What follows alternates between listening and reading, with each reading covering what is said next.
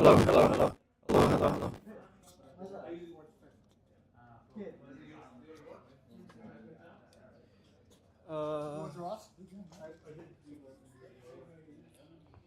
Imani, you can sit here.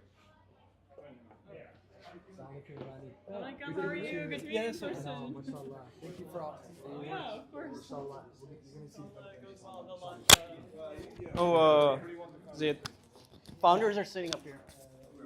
Yeah. Wait, where did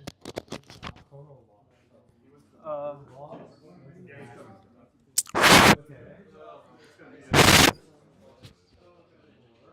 okay, these are really important, okay?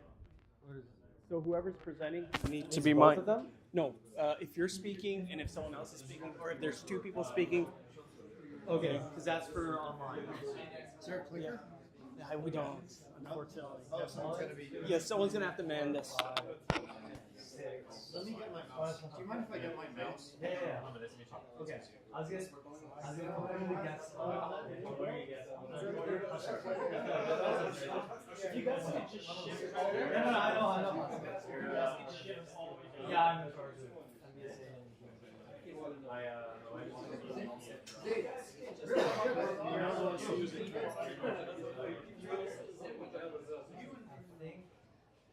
When did she graduate?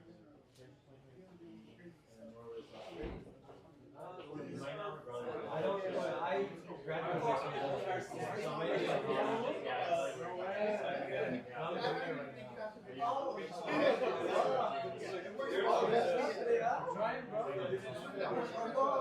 I'm doing technically banking this summer. The goal is only summer.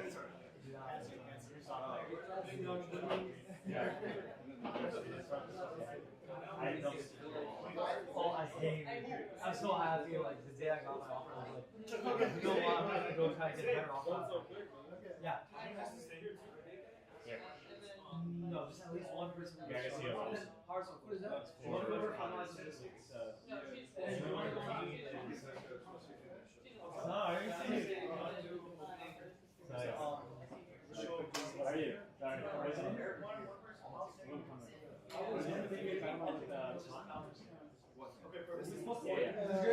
Are you teaching? You better clap really hard. When we're up here,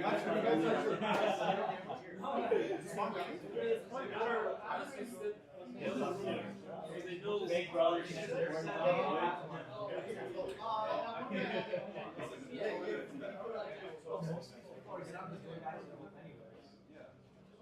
So just they came over this real quick. Yeah. We need to help them finalize logistics.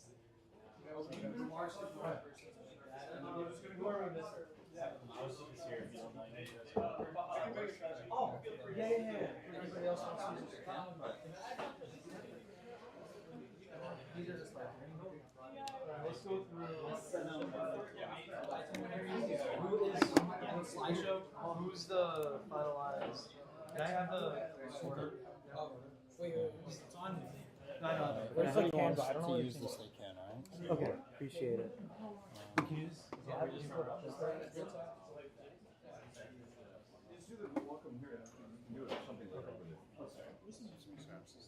Right there. So that's not the right time. Wait, hold on. Alright. We do like basically roll.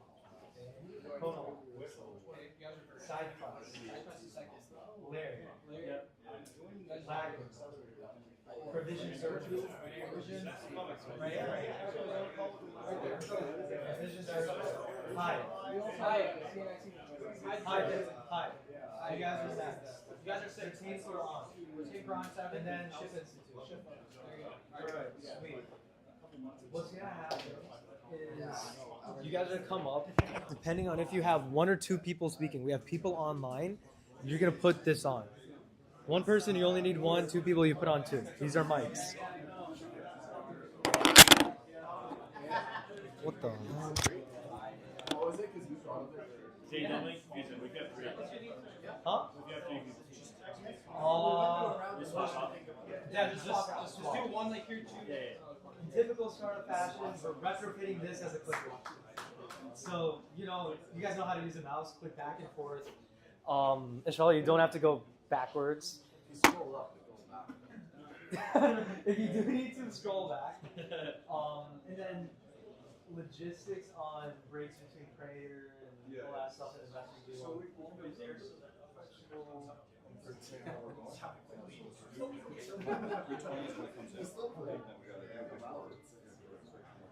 Guys, it is so good. I've been tearing up right now.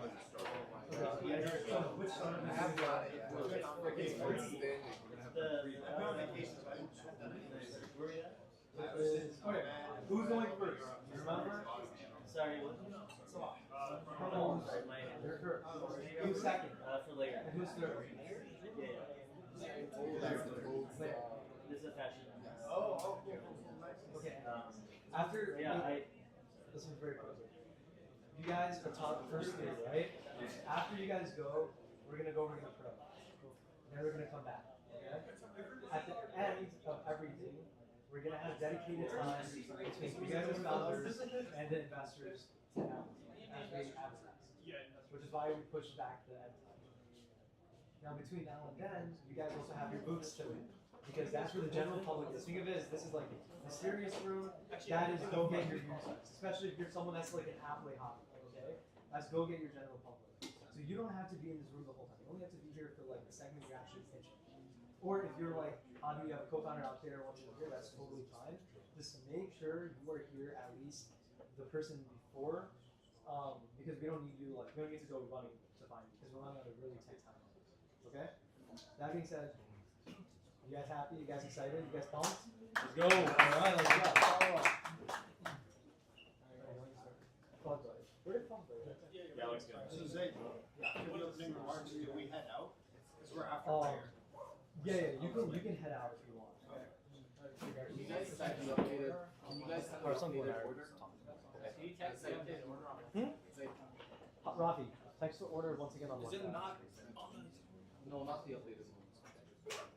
Okay. What happened to the TV? Well, this isn't the deck. This is just the Google Meet.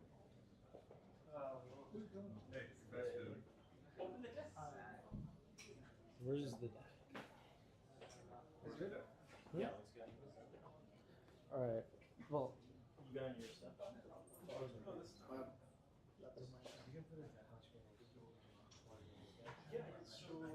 Well, I don't have to. Can you say? Can you sign in? I don't have to. Do you not have the wait? Rafi. Just sign in there. Yeah. Where? That laptop. yeah. Probably should use it.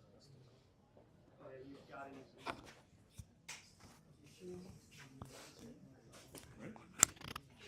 Oh, is this for recording? So people online can hear, I guess. Yeah, sure.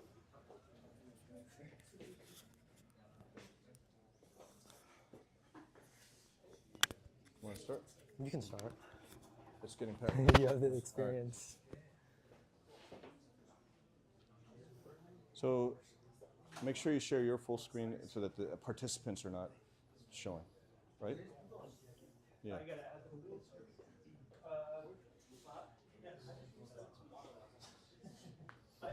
We ready? Here, I'll tell the people in the hall really quick we're starting. Yeah. Just make sure we have space over there for everybody. If any of you want to be here for opening remarks, we're starting right now. And please go make an announcement really quickly. We're starting opening remarks now. Just Let me know please. when we're ready, Rafa.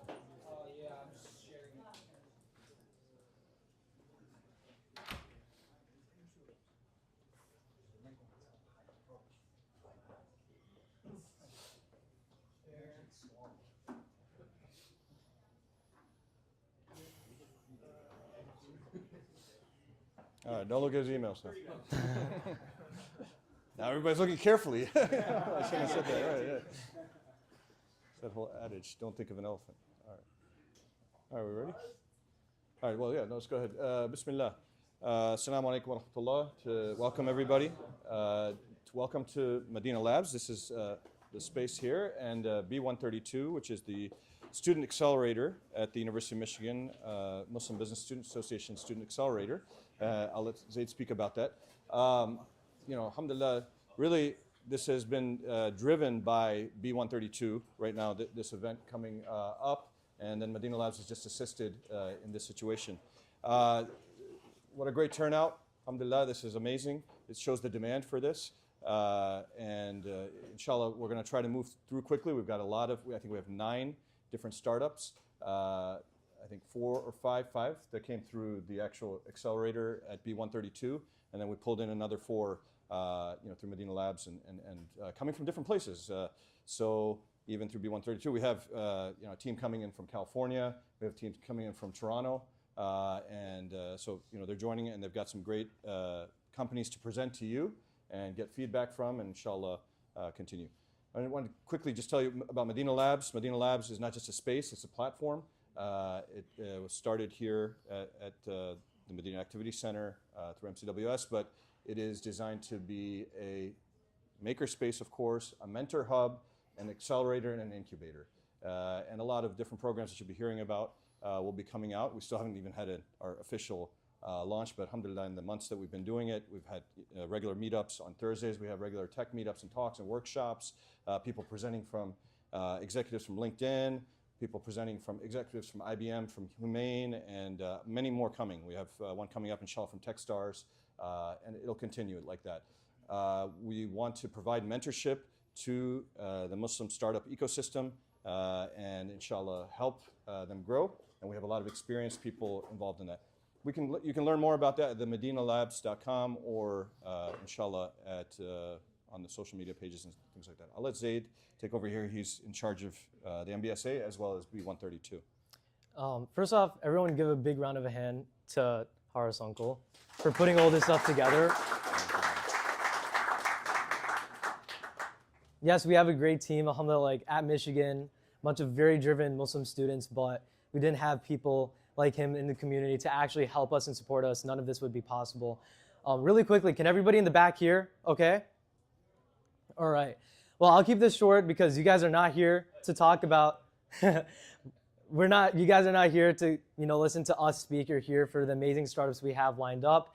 And honestly, this has just been an amazing community effort, and it's taken so much effort that I want to kind of commemorate the great people that have been part of the b132. Rafi, Amina is manning the booth out there, Haris Uncle, Zafar Uncle, our MDs, and then the actual startup founders who have put in God knows how much time and effort into what you guys are about to actually hear and, inshallah, maybe even invest some money into today. So without further ado, the itinerary for today, as you guys have probably seen on the screens outside, is we are running all the actual pitches in here. This is a very serious room. We ask, please do not go on your phones. Please do not talk with each other. As you can tell, we don't have little kids in this room. Most of this is actually like serious founders, investors, and the actual people that are pitching. We do have a full bazaar that's running. We have over 16, 17 vendors, food, clothing. We're also having stands for the actual founders that are pitching today. So if you want to go and see a demo of the products, a lot of them have, they will be at their stands. You guys have probably seen just even walking in Lacune with their big giant robot. So a lot of cool technology for you guys to see. We will be breaking in the middle to pray. But yeah, without further ado, let's get started and let's have a great evening. Cool.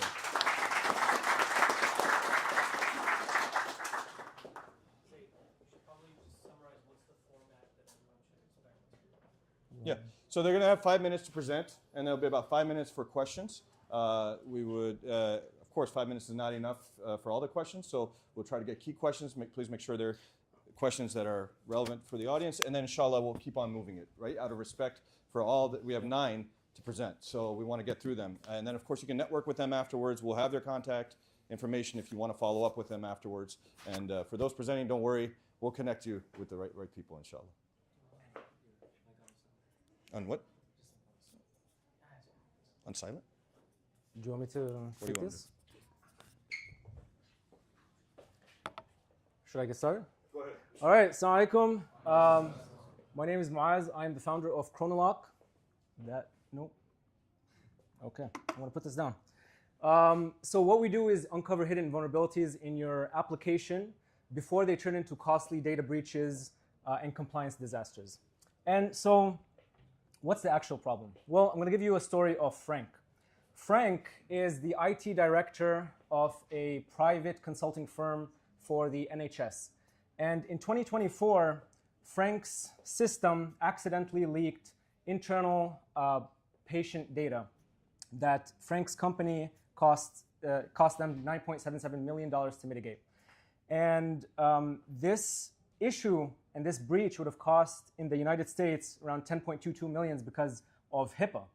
And the average across not just healthcare, but across the whole industry, it's around $4.88 million to mitigate per single breach. Now, why does this happen? Why is this an issue? This is an issue that stems out of people basically testing APIs and then accidentally leaking them into production and leaving them that way, forgetting about them for years. And because of the 150 billion attacks in the past 2 years on API, this is a major problem. And this could have just been prevented by a few $1,000s hooking up their system to a platform like Chronolock. So how does this work? Well, think of us as the MRI for your application. We give you a deep, non-invasive image of your entire API and LLM attack surface, and we reveal weaknesses, vulnerabilities, and long before they become a problem. 90% of applications nowadays, they use APIs because of the migration to cloud and the microservices. And so when you have 70% of companies reporting that they don't have a good enough image of their attack surface, this really shows the real problem. So how do we do this? We do this in 4 different steps. Discover. We discover all API endpoints and shadow APIs, anything that is apparent to the public through different crawlers. We test them through a test suite. We test both APIs and LLMs. And basically, we map them to standardized security frameworks like OWASP and MITRE ATT&CK. And we give them recommendations on actually how to harden your security. And we also protect, for LLMs, we protect them in real time with our patent pending smart firewall. It's a proxy. And just one thing, we do this every single time before they push to production. So this is an ongoing protection. So this landscape, thanks to Gemini, we can see at the bottom here, there's a lot of companies that are specifically targeting APIs, and then there's ones that are specifically targeting LLMs. Then there are these sort of like manual ones.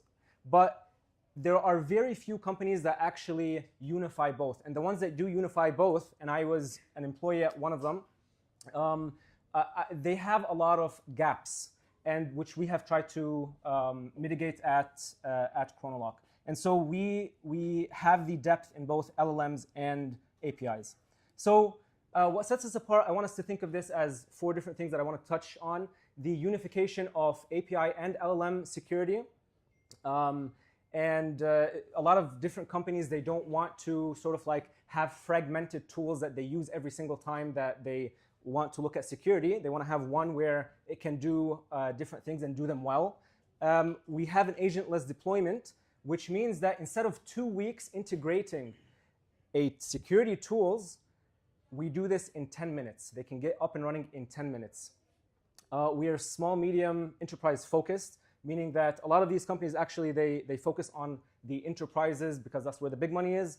Our pricing as well as the development are focused towards these small, medium enterprises from 50 to 300 employees. And we also have a runtime LLM protection. And this is sort of like, some other ones, they do have sort of like, a firewall, but what we have is something that actually sits in and blocks threats as they happen. The market is massive. We have a TAM of around $10 to $12 billion. And we're hoping to capture 30 million of that within the next 3 to 5 years. And by doing this, we're doing this through a business model of a subscription based off of tiers of what they consume. And we're aiming at around 2,500 customers at an ARPU of around $600 to $950 monthly. Our markets are 4. We're trying to address the education, finance, healthcare, and B2B SaaS markets. And why we're doing that is because a lot of these have limited security teams. They're very small IT teams, but they also have rapid AI adoption and other API needs. There's strict regulatory pressure from HIPAA, SOC 2 compliance. And yeah, I mean, overall they are smaller teams that need automation. So who's behind Chronolock? That's me, Muaz. I've had a decade in building security software. I've worked at Ford, building out their encryption, decryption software used by hundreds of applications internally. I've worked on identity management and authentication. Also worked at RSA developing their threat detection and response systems, and as well as McAfee with their malware detection and response platforms as well. So we're looking for three things. We're looking for MSPs, distribution channels, basically, strategic industry partners that are in the four different spaces, the healthcare, education, finance, and SaaS, as well as in the future, we're planning a 350K strategic round based off of hitting key product traction milestones. Thank you.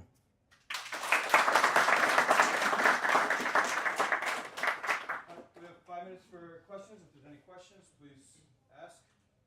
Yes. So I have a question for you. So Yeah. now, like for example, if you get work with healthcare system. Yeah. For example, as somebody in the healthcare, Mm-hmm. we deal with different platforms. Yeah. There are much major platforms. Mhm. Say, for example, if I'm using those, how can I be able to? Because they have their own firewalls, they have their own security things. Yeah. So how we can actually integrate this with what we have in the platform? So either one of two ways, through distribution channels, so MSPs, we would look at these security and first off, we try to work with them, or through you, we actually, we can integrate and do security scans outside of any of the environments that they're already hooked up to. So we can actually test that as well. So either through them or through you. Meaning the provider can give authorization. Is that what you're saying? Yes. Yeah. Right? With the vendors, whatever the vendors Yes. they have, they can give authorization. You could. To that, yeah. So you can have like, so if there is a security breach at the level of those big platforms, Mhm. are you going to be able? Is this platform going to be able to fix those in addition to my local? So we don't fix a lot of these because we're outside looking in, and we provide the vulnerabilities that have raised up and how to fix them. So we tell you how to fix them. If they're just APIs for LLMs, we actually protect you in that instance. Yeah, but we don't integrate with them. But for them, if they act as a firewall, we would be, and they act as a proxy, and they act as already integrated systems, we would be scanning their systems, to find, to find any issues that have come up. Yes. So are you essentially like a security scanner for vulnerabilities across APIs? So if I say I'm a health system where I integrate with various healthcare vendors, IT vendors, you can let me know what are the chances or what are the risks that I have in dealing with these various vendors.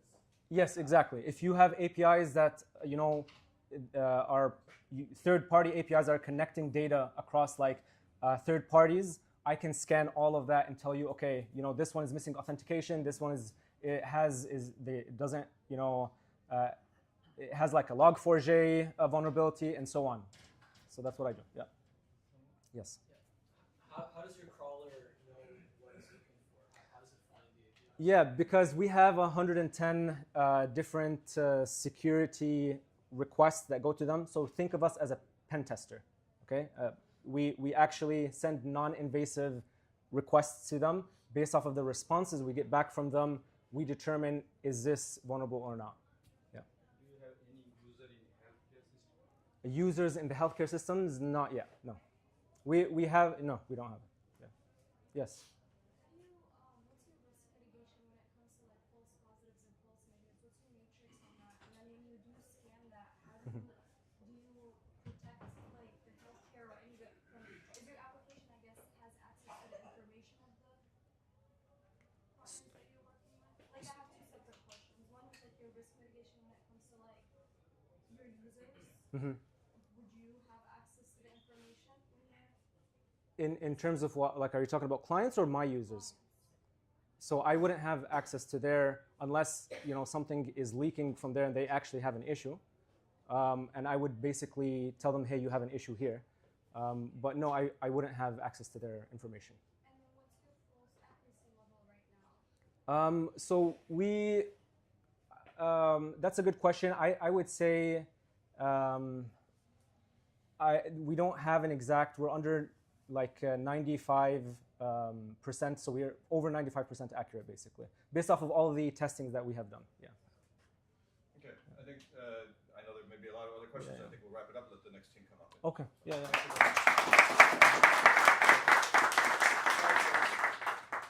the next one is SideQuest. Hadi, get your presentation up. And just out of courtesy, if we could try not to walk in and out during the pitches. Do you know whose phone is this? It's hard for.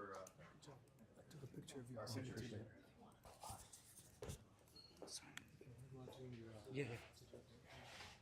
How do I just put it on? It's already on. Yeah. I'm just gonna switch like halfway and then with a minute left to go. All right, ready to go? Assalamu alaikum everybody, my name is Hadi Muhammad Ali and I'm the founder of SideQuest, and it's basically the Tinder and Notion for travel. Now I want to present to you guys all a problem that we've all experienced, and your friend texts you late at night, it's 12:16 a.m. and someone says, guys, I have an idea. Now we all know where this is going and it's never a good idea, but let's see it through and see what happens. A few seconds later, the conversation is changed to Japan 2025 trip. And now I definitely know nothing's gonna come good from this. So we go and everybody's arguing about activities, and next, there's budgeting. Someone's broke, someone has $50, and someone has to get their money up. So then we plan to revisit within 3 months, and then when 3 months come up, nothing has changed, and at the end of the day, these trips never make it out of the group chat. But that's not the only thing that's wrong with travel nowadays. A lot of things are wrong with travel. There's inspiration overload. You're scrolling on so many reels and TikToks that you don't have any direction and there's no outlet for it. Then there's decision paralysis and group conflict. What can you do when you see so many options in front of you and you can't actually do anything about it? And then especially within groups, all of us have families, all of us have traveled within a group, and everybody wants to do something different, but nothing feels like it's for you guys. And that's where we come in. SideQuest is an AI travel platform app that helps take the exhaustion out of trip planning. Now, how do we do that? I want to show you guys some of our features. So you can start a trip, and when you open that trip, you can either do a solo or a group trip. Now, most of us live within families or in friend groups, so we can start the group trip. You swipe on experiences that you can go left or right on, kind of like Tinder. And then within that Tinder user interface, it actually personalizes that experience for you. Meaning, if I don't like something, it will go into my personality of the app. Furthermore, you can look at creator itineraries and influencer itineraries and like specific things and add it to your trip. Then you can reevaluate your budget, because not everybody can afford their budget. So you reevaluate it, and we give AI-powered budget swaps to actually make it cheaper to your own planning. Now, if you look at your own group, if you go to the My Trip page, you can look at your group, your activities. There's an AI chatbot, and you can actually generate an itinerary based off of what you've done.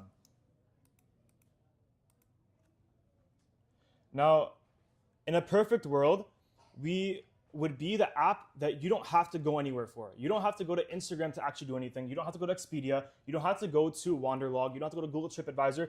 We are the one centralized app for all your travel needs. And now, let me tell you about our game plan. Within the next month or so, or by early January, we want to polish up our MVP. And then all the while, we want to focus on gaining users and validating our product by pushing out our user waitlist and really tell a public story through social media campaigning, Instagram Reels and TikTok. Now, by May or June, we want to actually prep for launch, and then inshallah, we want to have our public launch by then.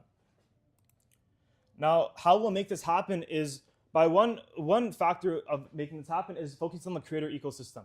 We're going to focus on social media campaigning to actually get those creators within our app. And for example, we actually have been in talks with creators who have 77 million views across all platforms that we can actually use their network and leverage it to our own liking. Secondly, we want to use study abroad programs at many schools. And for example, we have some of the schools listed that we've been in talks with already to actually get our app partnered with their cohorts of students that they're sending out to all these abroad trips. And then third is using student orgs and ambassador programs to actually plan their trips. So many business orgs, they go on Chicago trucks or Detroit trucks or New York trucks. That's where we come in and we make your itinerary for you. Now, in terms of the competition, there's a lot of personalization and coordination, but SideQuest hails victory overall. Now, the market size for travel is very big. It's 1.4 trillion, but we're focusing on that 150 billion where travel is about tours and activities. How we make money is we use a freemium model, affiliates and partners, and creator ecosystem, where you have a free model and then you have a pro model. And then with the affiliates and partners, you have flights, hotels, and tourist activities. You can actually partner with them and get commissions. And then the creator ecosystem is where we take a cut out of how much creators are getting money based off of their views and their traction on the app. Now, I already introduced myself as Hadi, but I want to introduce you guys to my other co-founders, Serena and Hamin. And Serena is the design lead and Hamin is the lead dev on our team. Now, I want to bring this back to what travel should be about. Travel used to be about connecting with those close to you and making memories, but we've drawn away from those aspects because we're so caught up in budget planning and the logistics that we don't actually care about getting close with one another. And we want to fix that. And that's where SideQuest comes in. I hope you guys all enjoyed this and thank you.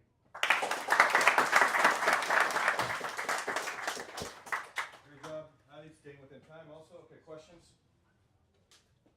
I did have a quick one. From my understanding, you would need to use SideQuest yourself, and then I'm thinking you create your itinerary, you go through the budgeting. Would you have to invite your family members to join the platform to also utilize SideQuest, or how would they integrate with it? So if you're going, so there's a solo mode and then there's group traveling mode. Not every, it's customizable to how you're traveling for a specific trip. So if you're going on a Japan trip by yourself, you're not going to ideally invite your family members because they're not involved with that trip. But if you're going with your family or with a group, you can invite those members through a contact-based list. It'll be like, okay, here are your contacts. Who do you want to invite? You search them up, or you can just send them a link. And then through that, you can hash out all the logistics from there. Cool. What's the difference between phase 1 and phase 2? How are you going to reconcile? So within phase 1, the model that we're going based off of is that travel is put into 2 different phases. There's pre-planning, where you're actually planning a trip, and then there's actually when you're traveling. So phase 1 is within our mockup right now, where you can do all the trip logistics. You can add in your hotels, you can add in the flights, you can actually plan your trip. But then how do we keep the user engaged within the actual travel experience? That's when phase 2 is going to be built out. So there are lots of travel data sources and platforms that already exist out there. What are you leveraging to drive SideQuest and have all of these different destinations and information about travel in your platform? So one thing that I often think about is that we don't have to reinvent the wheel, we just have to go based off of it. So we're going to use already existing APIs that all these other travel information resources actually pull from and put it into our data as well. And then as people get onto our app, as users actually start using the app, that data will become more and more personalized to how SideQuest users actually want to use our app and the data that they want to see. Are you guys also able to book the hotels or flights and things like that? So within our current mockup, no, but as I said, by the end of December or by early January, we hope to have our MVP done. And inshallah, we hope to have that feature already polished out by then. A lot of the other competitors that you guys had were basically public trusts, so like TikTok, TripAdvisor, things like that. Are those one of the features on SideQuest where like sushi making was one of the things that you swiped on? Do they have reviews showing like people like you like this, or 1,000 reviews from TripAdvisor? So yeah, so one thing that wasn't shown on the feature video that I displayed to you guys is that you can actually click on the card and you can see the reviews that other people have left or other travelers have left. You can see how pricey it is, how long the time slot will take approximately, because obviously not everything goes right with traveling. And you can add it to your trip once you look into a more in-depth card of it. So I just want to piggyback off the question that was just asked. How do you have your baseline profile set up? Because you're leveraging AI to have a user profile, right? With likes and dislikes. So you didn't go over, is there an intake form? Is there preferences and stuff? Yeah, so one thing that we're using is so when you're actually onboarding onto the app, similar to how TikTok, Instagram, and a bunch of other apps use, there's our interest forms. What are you interested in generally? And when you actually get onto the app, when you swipe on things, you can earlier with what I displayed in the video, there's actually a gradient that we included where it's slight, medium, and strong. However far you swipe is how much you dislike or how much you're interested within that experience. So that then tailors into the algorithm by like, if I'm slightly interested into this, it weighs less than if I was more strongly interested into this, and helping really make the app a personality for you and tailored to your likes and needs. So there's some components of interacting with it before you can have that profile. Yeah. How much as a user would this cost me? As a user, so as of right now, we're using the freemium model, as I said. So up until our public launch, we're not going to have our premium model really rolled out. So in the beginning, it's going to be free, and then probably with the premium model, we haven't really like hashed out the details of how much it would be charging per user. So how do you make money? So again, there's three streams of revenue. Again, there's three streams of revenue. There's the creator ecosystem, there's affiliates and partners, and then there's a freemium model. So the freemium model being that there's a pro version that users are able to buy, but they're not forced to buy. You can still use the app at its basic core functions, but you won't have the pro functions. Then with affiliates and partners, you're basically partnering with touring companies. You're partnering with hotels. You're partnering with flight airlines to get commissions and discounts, whatever it is, for travelers, and getting their money off of them essentially as well. And then possibly the possibility of running ads as well. Last question. I understand the problem you're solving, but to differentiate you from your competitors, will your partnerships then mean that TikTok, Instagram, all the other, like the hotel bookings and everything is also going to be available on SideQuest?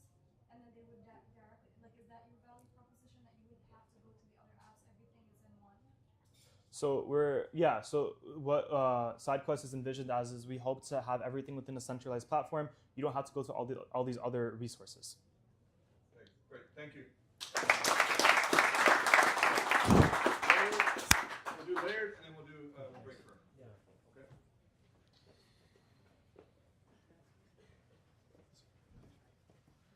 Okay, and I'm getting feedback. You guys can try to speak louder. We're taking our time. I will flash at 2:30, and that flash will bubble. Yeah, thanks. Go ahead. Oh, sorry, yeah. Is this on properly? Huh? Is that fine? It should be fine. Okay. Go ahead. All right. Assalamu alaikum, everyone. My name is Imani, and I have been wearing the hijab now for over 10 years. And at the beginning of my modest fashion journey, I was really wearing anything that I thought fit the bill, whether that be oversized cardigans, infinity scarves, you name it, I was wearing it. But soon enough, I started to develop my own kind of style and personal sense of fashion, and that's where I found some unique problems to arise. For example, I would be scrolling for hours on sites such as H&M, Aritzia, and Uniqlo to find pieces that fit my personal preferences, but oftentimes I was just left discouraged by the end of it, and I found that it wasted my valuable time. It also became very difficult to express my personal style and follow trends while still preserving modesty. For example, if I saw something that I liked in polka dots, the hem would be a little too high, the neck would be a little too low, or it would be see-through, and then I just gave up trying to follow this trend. Also, I was unsure of how pieces would work together, being someone who's on the taller side, with my personal measurements versus the models on the site. And I've even had colleagues and friends resort to photoshopping their own faces on hijabi websites or models on other sites to see if their complexion would match a certain color. So I knew there had to be a better way of going about this, and that's where I met Muhammad and Hassan. Enter Layered. Layered makes modest shopping accessible.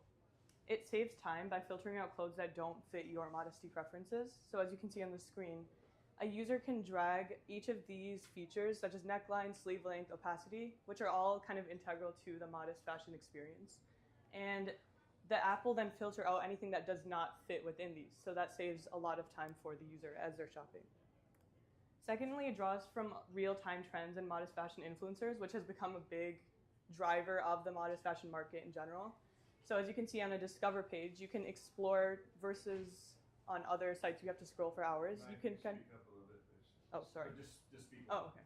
You can kind of explore based on what you're already interested in and what's trending in the market. So, for example, if you're interested in modest athleisure, that is what will show up on your Discover page, and you can kind of browse according to your interests. It also allows the user to visualize clothing on their custom measurements and likeness, which is very useful. For example, I can shuffle through all the different hijab colors at the bottom you see here, and it'll pull up where it's from, and I can simply add it to my cart versus being scared of having to return something later. I can see how it looks on myself. Yeah, so looking at the market sizing for retail, there definitely is a massive industry with this.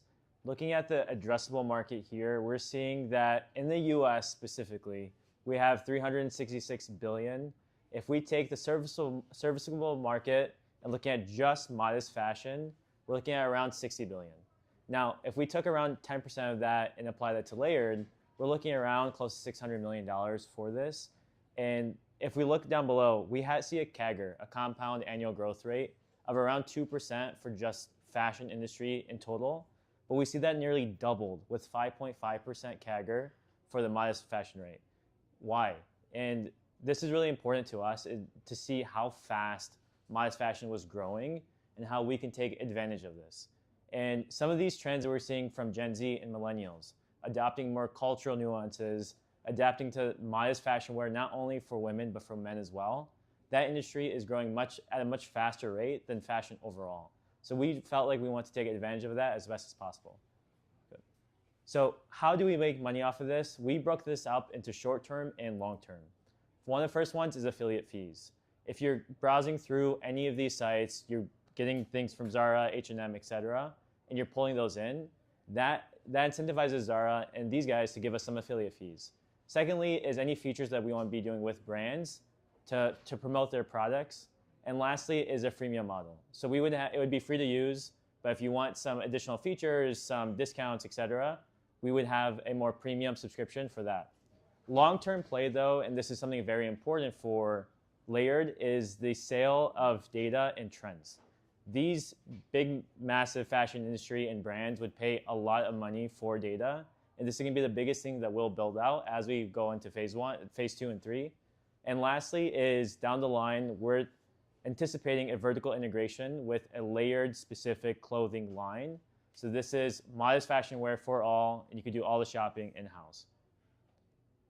So based on the market study, we took a study of how much an average shopper spends on modest wear per year, and we came to a number around $200 in clothing every single year. Now, looking at average affiliate fees that we're paying, it ranges from 8 to 15%. Taking a conservative approach of just 8%, when estimating the amount of users, at 20,000 recurring users, we're seeing around 400,000 annual recurring revenue. This is taking a linear approach. We're not taking exponential growth. We're not factoring any brand deals, etc. But as we grow to 100,000, 500,000, this increases to 2 million and 10 million per year of average recurring revenue. So we're dividing this into phases. The phase 1 is, as we talked about, the affiliate partnerships, the catalog, the innovative mobile app that will actually have your virtual try-ons, matching outfits, and something else is the fun onboarding system. Because for any AI to learn, it has to onboard you first to understand what you like, what you're browsing, what you're trying to buy, and that's where it comes to phase 2, the personalized recommendation system. Now we already have, inshallah, 20,000 active users. We can increase our brand partnership by leveraging that data and everything. Introducing rewards in phase 2. Phase 3 is our own clothing line, inshallah, is a layered clothing line and global focus. Right now we focus on North America, but we're trying to go to MENA region, which is the pinnacle of modest fashion. So going on to how we're going to go to that. You guys are going to have to wrap it up. Yeah, I'm just going to skim through this. It's going to market strategy. We're going to partner up with a lot of different apps like Muz, In Pairs, Guidance, Retain Quran, Launch Good, because we can actually, being modest, being the majority of Muslim, we can actually, pair up with them, focus on the actual modest Islamic retailers like Veil, Summer Evenings, and conferences like ISNA and stuff. Going on, this is our team.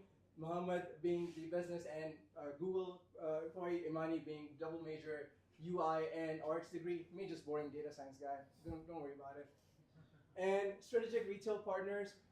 This is our next steps to find those strategic retail partners, the same global channels, Just and wrap it. $300,000 on a safe, which is say a fine agreement for future equity. Thank you.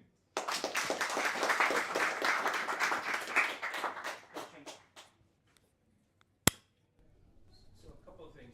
If I understand the value proposition correctly, there's sort of the idea of filtering based on my own preferences and being able to find things that are relevant. And then there's the virtual try-on component, right? In terms of the first value proposition, it relies heavily on that network of affiliates.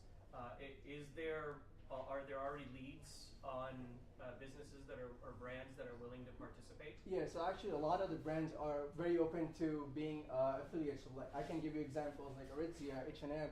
They're open to onboarding different vendors. They have a standing affiliate. Yeah, they have a standing affiliate program, so you can just get on. So that's available to you. You'd be able to just use that type of. And we do filter with a computer vision what is modest based on those filters. Okay. So not everything on H&M or Aritzia is going to be modest, but our AI. Then the second part of the question, in terms of virtual try-on, I mean that requires some pretty heavy AI integration, and Google is doing that today with virtual try-on and Doppel.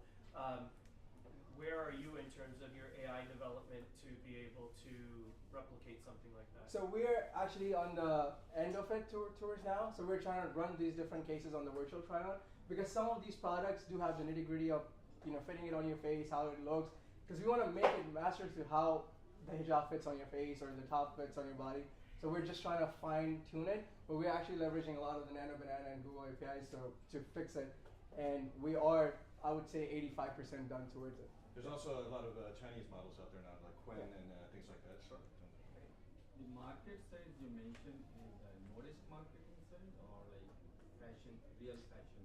Both. So the addressable market is the entire fashion industry, specifically in the U.S., and then the serviceable market is the modest fashion wear.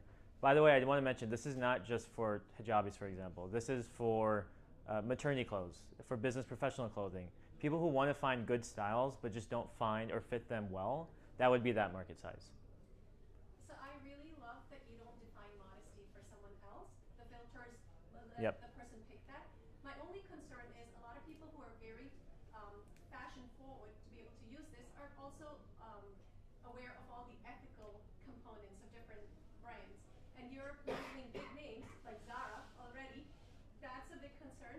And then my second concern is in your pitch you said sales for a data. And even though that's almost like gives somebody a pause that okay, my data could potentially anonymously be used to generate income. So those are the ethical concerns. But I know for time constraints, I do want to talk to you separately, Imani, because this is something that I feel very, as a hijabi, feel that it's important too.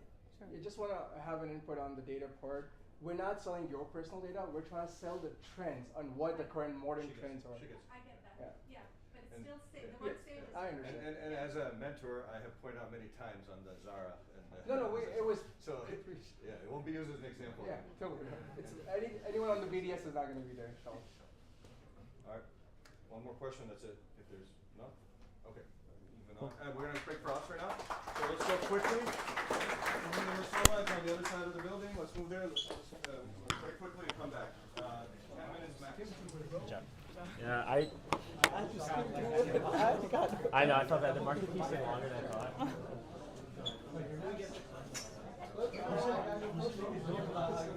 Is that fine?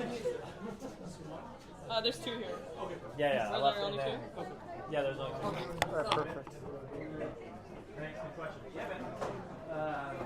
The scalability, though, I mean, I think that it's certainly you solve for it's really cool. You solve for a niche segment. Anyone who has a specialized sense of fashion, like I'm saying,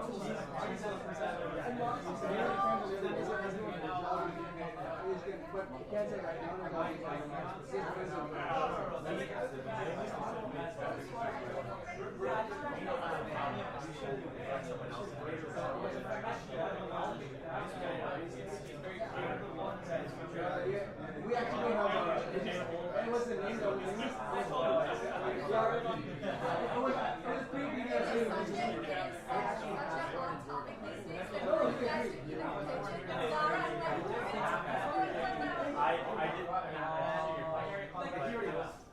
glad that we got across that like honesty is so personal. This has been something on my mind for a while. Like just The building is also yeah. Oh, nice.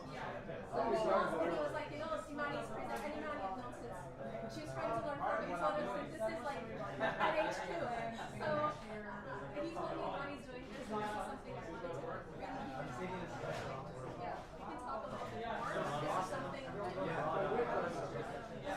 sales of the The other thing I would say, like, data monetization is something that everyone has been trying for like the last decade. So I would just caution that, like, let's create, think about who is my market for that, and I think everyone's not making but it's really hard.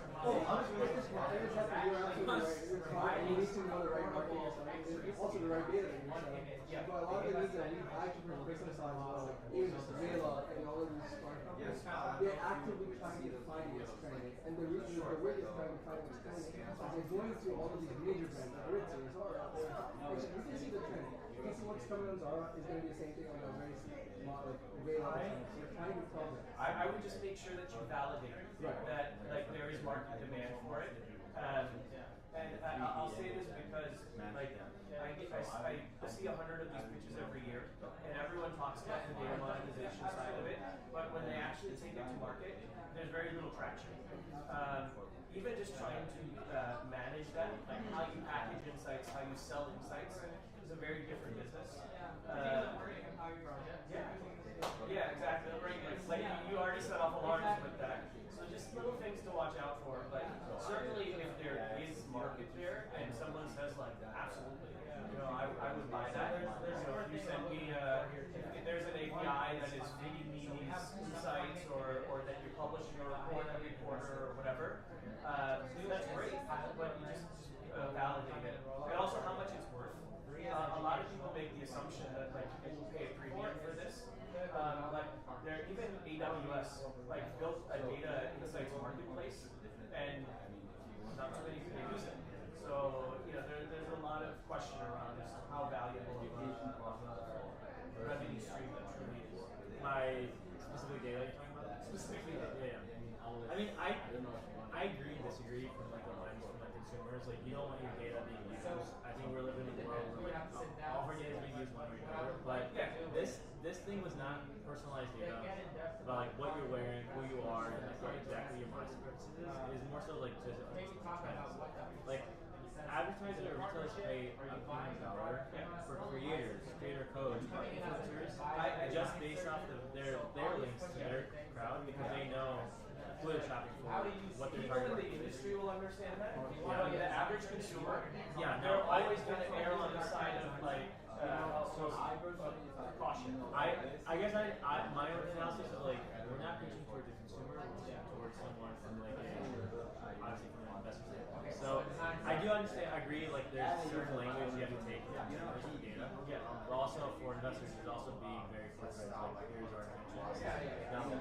But it's a good learning opportunity, right? Yeah. Knowing who's in the audience. Exactly. Yeah. That sounds like interesting. Yeah, that's true. Sensitivity. Yeah, for sure. Different generational differences. For sure. But no, I think I love the idea. I'd love to if you have like a deeper walkthrough of like the full kind of end-to-end journey of the app. Obviously, like kind of geek out over it from a design perspective, but also being very clear about like what is the key value proposition, key interaction models with the user. I'd love to just dive deeper together. We're at MVP stage right now. Definitely would like to showcase that once it's finalized. And the idea is to roll it out. There's certain features that we discussed that are ready, like we already have set AI features that we're working with. I think that's to mention like we're like 80-85% of the work. There's a few things that we have to work through that would just take, it's like heavy requirements, but it is on our agenda, like those recommendations that we talked about. Any recommendations sound to where we need you to be on board. We need you are. There's a fun onboarding process where you can tell, oh, I like simple outfits, I like green color, blah blah. That's not really a recommendation system. It's just a basic, bigger decision tree. Yeah. But And it's typical of any onboarding process, right? Yeah, especially when there's a personalization involved, like you have to set some of those baselines. And that's why we gave our personalized recommendation system to phase 2 because we need a user portfolio on the app to get to that personalized recommendation system. But initially we do have a recommendation system. I can't call it an AI-based recommendation system because I don't know who you are. As soon as you start working on the app, you start buying, then you'll Sure.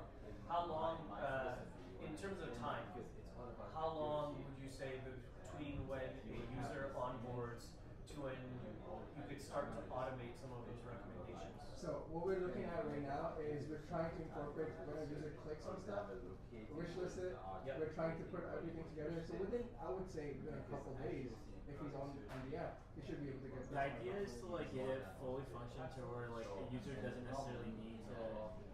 It's already there, and once the user starts interacting with it, the algorithm already just feeds off already just one decision. Yeah. If they clicked on a certain square twice, then it'll just feed that. It doesn't take a couple days. So it is like bringing that time down so it's like very efficient in terms of building that algorithm. So I mean that's on our agenda right now. I think that's the key, right? So when a user completes onboarding, there should already be some sort of baseline. Yeah. It's like So it's like my now you basically have a profile on them, and that profile should be tied to some recommendations. But then as you then refine your understanding of the profile, you then move them in a different direction. We were discussing custom labels, data sets, like if you have influencers, if you have your preferences in terms of style, that alone gives you a really good baseline. Yeah. And then as you interact more and more, it just feeds that. So it's just meant to keep you hooked in, real in. You're doing all your shopping for hours instead of hour here and there. You're doing like you're on the app for you look back at it. I was on here for like 2 hours. Like the phase 2 personalized recommendation, think of it as in like a business server, a segment of it. The whole app is just for it. Yeah. So that's the kind of goal we're trying to get into that part. In terms of, I mean, as you were talking, just thinking about like, how are you maximizing dwell time of a user in the app? Okay, so it's really about kind of just browsing, right? Have you ever thought of something like creating like sort of like Pinterest, where people are creating boards, collections of things? That's where influencer discovery pages from. Like it gives you But the idea of even like trying to get this as an intermediate step between like discovery and shopping. Shopping is when they're actually interacting, right? Like I made a decision, I'm gonna buy something. Discovery is kind of thinking about it. But there are some platforms that actually. I missed the 3 bars, the first 3 bars. First 3 bars? What do you mean? The bars, like the presenter. Oh, okay.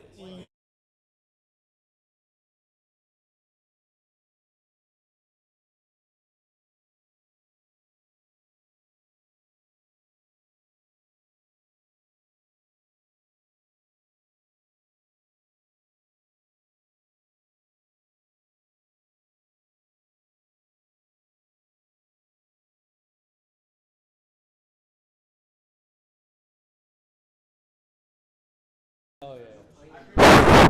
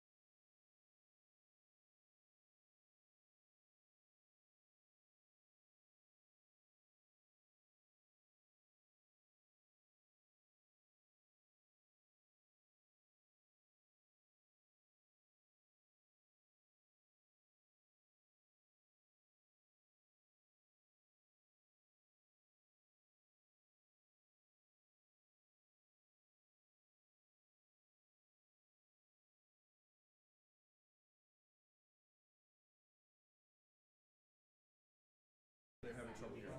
We should have had a mic. Try as if you're speaking to the person. Let's give it a second. Okay, you're live. Good. Let's give a second for everyone too. So let me see how this works. Is it? Hopefully. Because of the snow.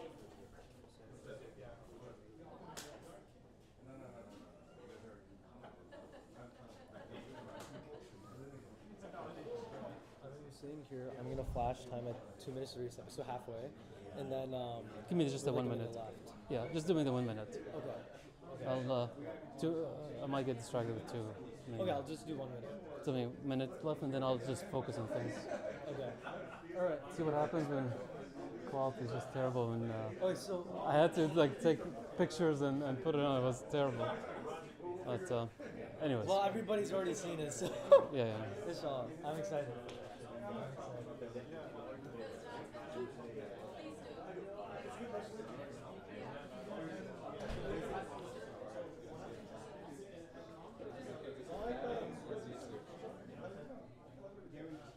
Let's see where I am. Huh? You're gonna take like 1 minute. لا والله لا تستهين بالابس. Apps make a lot of money. It's scalable. بس بدي اذا انا عم غطي الشاشه مو منتبه انا انكشني. بس هيك شدني هيك لتحت هيك اللي انه اطلع له. يا اوكي بعدين انا بدي ما بيسمعوني. And we do have a speaker coming, meaning not a speaker like a microphone, inshallah. But we're gonna have to start probably before that comes. I'll do my best. He's gonna do his best to project. You're gonna try to talk to Danish in the back over there, inshallah. Okay. All right. I'll just let me know when to start. Let me just 1 second. I want to make sure Zayd is back.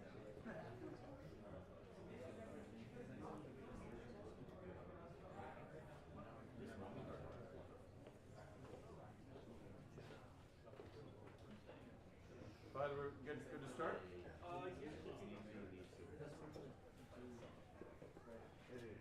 Let's get Ali.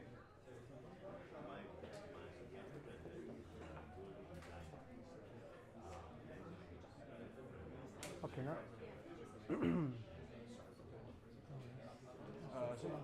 We should find a place for Ali. Yeah, that's right. I don't know if that might be hard for him with the kids. We can find maybe put the founders up here and let them sit.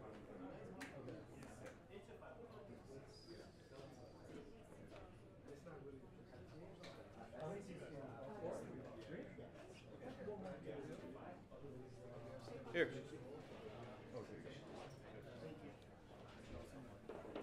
Ready to go?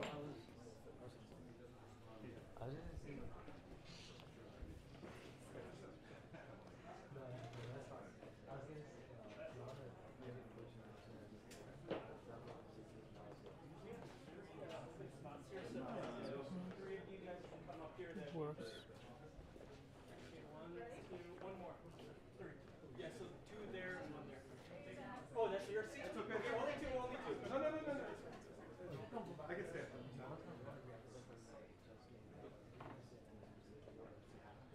Okay, that's great. So just a reminder, Zayd, this is reminding me that in the vendor area, all of the startups also have tables. So if you're interested in any of them and you don't get a chance, obviously you're just asking in 5 minutes we're getting whatever preliminary questions. You can go and meet them. In fact, we encourage you to afterwards, inshallah. And then if you can stick around, you can talk to them and stuff like that. Also, make sure you do go to the bazaar. There's some great food I saw there. I'm getting hungry. I want to make sure after Maghrib, inshallah, we go. Okay, so we're going to get started. And also check out the robot outside if you haven't. That's right. His robot is in the lobby over here on take the a look south at. side. It's actually really cool to go see and check out. You have to be careful, right? Kids Yeah, have to be careful. don't touch right? it, please. Okay. That's sharp edges. All right, let's go ahead. Bismillah. And when you're ready, go. Okay, assalamu alaikum. My name is Amir Abu Gheda. I'm the co-founder of Lacium. Just a little bit of history by myself. I used to lead the marine robotics at the Honda Research institute before working in this company. My co-founder is Professor Mani at the University of Michigan. He is a robotics professor focusing on many things among marine. We have a team. Okay, I'll just walk in and talk to you guys here probably. So my team is an experts of business development and engineering team who are working with us. So what are we working on? We're looking into the issues with water. Now, 80% of our water, our drinking and water, is coming from surface level. So when you're dealing with rivers, lakes, ponds, that's where we use our water from. However, EPA tells us that there's 50% of this water is not usable, whether you have algal blooms, you have invasive species, all kind of problems. And these are costing billions of dollars in cleaning them up, in tourism loss, and in property devaluation. It is also costing issues with the quality of life, where you cannot use those lakes when they're dirty. You have toxic levels that you need to take care of your health and safety.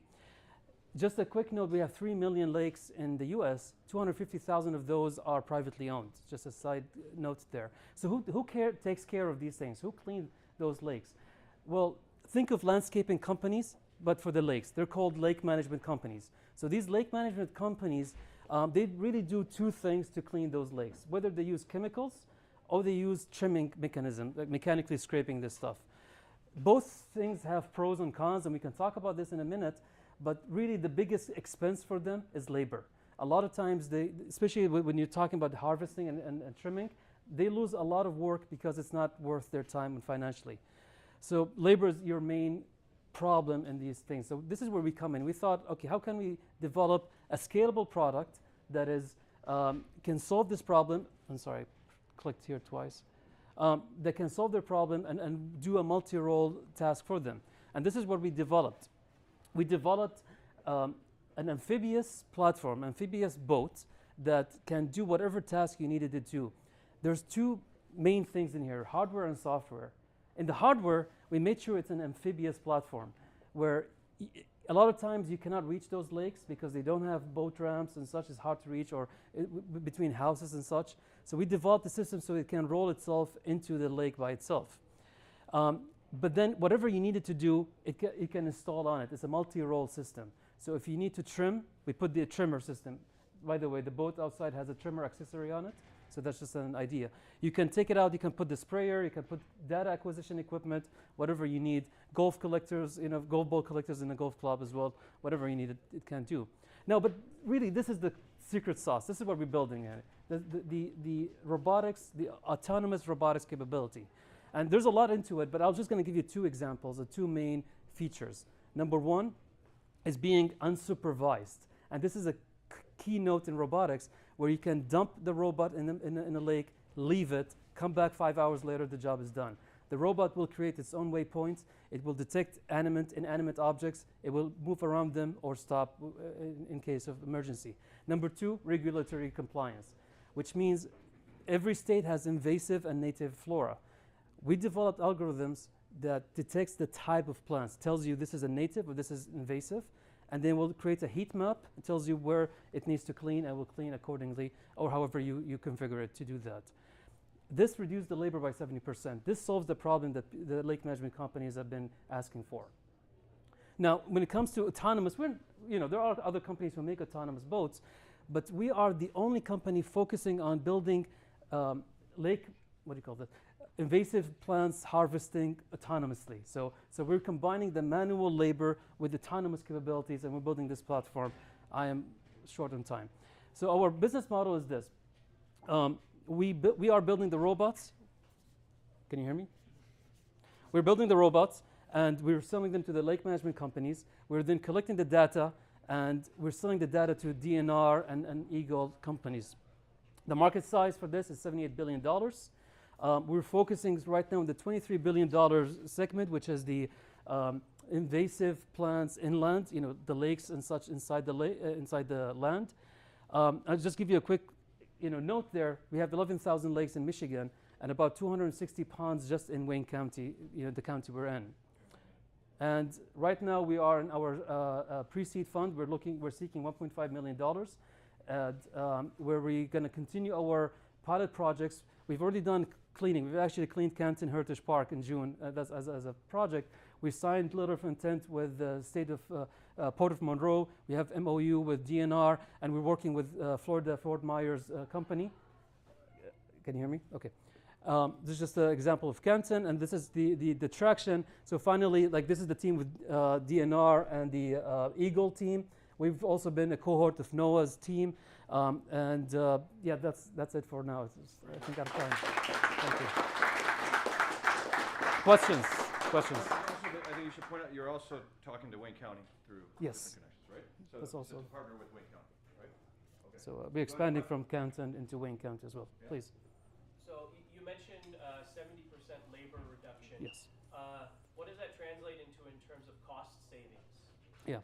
So we have a sales pitch that we tell. This is for when we're selling the equipment to the company, lake management companies. We tell them this is if you want to use this setup as a trimming, as we have it outside, this system can generate roughly $377,000 over the 5 years of usage, or around $75,000 a year. That is including the labor needed to run this system. So when you're selling the equipment at $50,000, which we're targeting, they can pay it off in the first year in about 6 months of operations. So that's where. Okay, questions? Who would be your largest customer? Yeah, the big one. Land management companies? Yes. States? Lake management companies. So a lot of times, lake management companies, like for example, smaller DNRs, in the one where I live in Ann Arbor, they will send out RFP, a request for proposal. Lake management companies take on the contract and they clean that lake. For larger ones like DNR of state, like the guys we signed with, they're dealing with a larger scale, parks and such. These guys are also our second customer who buy some of those units. Yeah. Sorry. Why sales? Why not renting? Well, I mean, it's better. We looked into multiple models.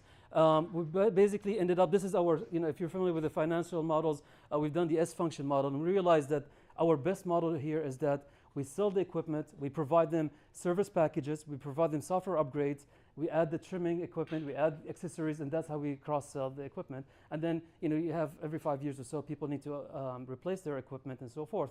That's one thing. I also mentioned we're focusing on inland right now. The next step is offshore. So the second biggest problem we're dealing with is seaweed on the beaches of Caribbean or the Florida, if you've seen it there. It's a big market, and we can use the same exact equipment to work there, being an amphibious platform. How fast someone can capture your idea and bring it to the market? How can someone capture the idea and make it into market? Well, I mean, we already have, we already made the study with lake management companies. Like, for example, the Fort Myers guy that Florida, this guy, we already signed with them. We're working with them. We're going to Fort Myers and we're testing stuff there. The guy on the left is a Texas base. The guy on the left is more chemical focused. The guy on the right is more trimming stuff. But also in Michigan, we're working with local municipalities to clean and such. So my goal for the next year, 2026, is to run those pilot projects, make sure the system is durable and ready. 2027 will be the year we're going to be putting them into production for sales. Questions in the back? I can't really see sometimes through the reflections, though. Questions? Where do you plan to manufacture these? So right now, most of the parts we're using for electric powertrain is off the shelf. We designed the hardware. We built it in Chelsea, Michigan, so for this system. But we already talked to Turkey. We have some manufacturers in Turkey to kind of streamline the cost of it as well. Please raise your hand for the questions. Please. Who's the final payer? Is it the Lake management company. The lake management company is the one who buying the equipment, and then. paid from who? Oh, they get paid by homeowner associations, DNRs. Whoever owns the lake basically pays you. But homeowner associations are the biggest one by far. Sorry. Yes. Hey, Salim. So, when you trim these weeds, do Mhm. these come back? Or Yes. Yeah. You're managing. I mean, this is stuff you cannot really eliminate this problem, unfortunately. So this is something you have to run it like 4 or 5 times a season in Michigan, but Florida is all the year. So Florida is our biggest market by far. Any questions? How much cash is needed? So right now we're seeking 1.5 million. We already secured 200,000, and we're also before this we also used 250,000 in grants to put us into this position, And this money will take us into about a year and a half of consumption. And that's the idea where we're going to be going into the Series A, basically, at that rate. And it's for just building more of the devices, or? Mostly engineering. So this is, sorry, the picture is not great here, but most of it is into engineering expense. The working capex is about 13%, but it's mostly for labor and design stuff. I don't know, Amr, if you pointed out, he was an autonomous engineer at Honda, and where else? I mean, you should give your... Yeah, so a little background on myself. So just before this, I have master's and a BA from University of Michigan. I developed at Honda the world's first autonomous trailer loading system. So you get on a pontoon, you press the button, the boat goes into a trailer by itself. And this was the premier showcase in Miami Boat Show in 2024. He's working full time on this. He believes in it. So, all right, thank you. Thank you. I'm just testing here. Can you hear me in the back? Goddess, can you hear me?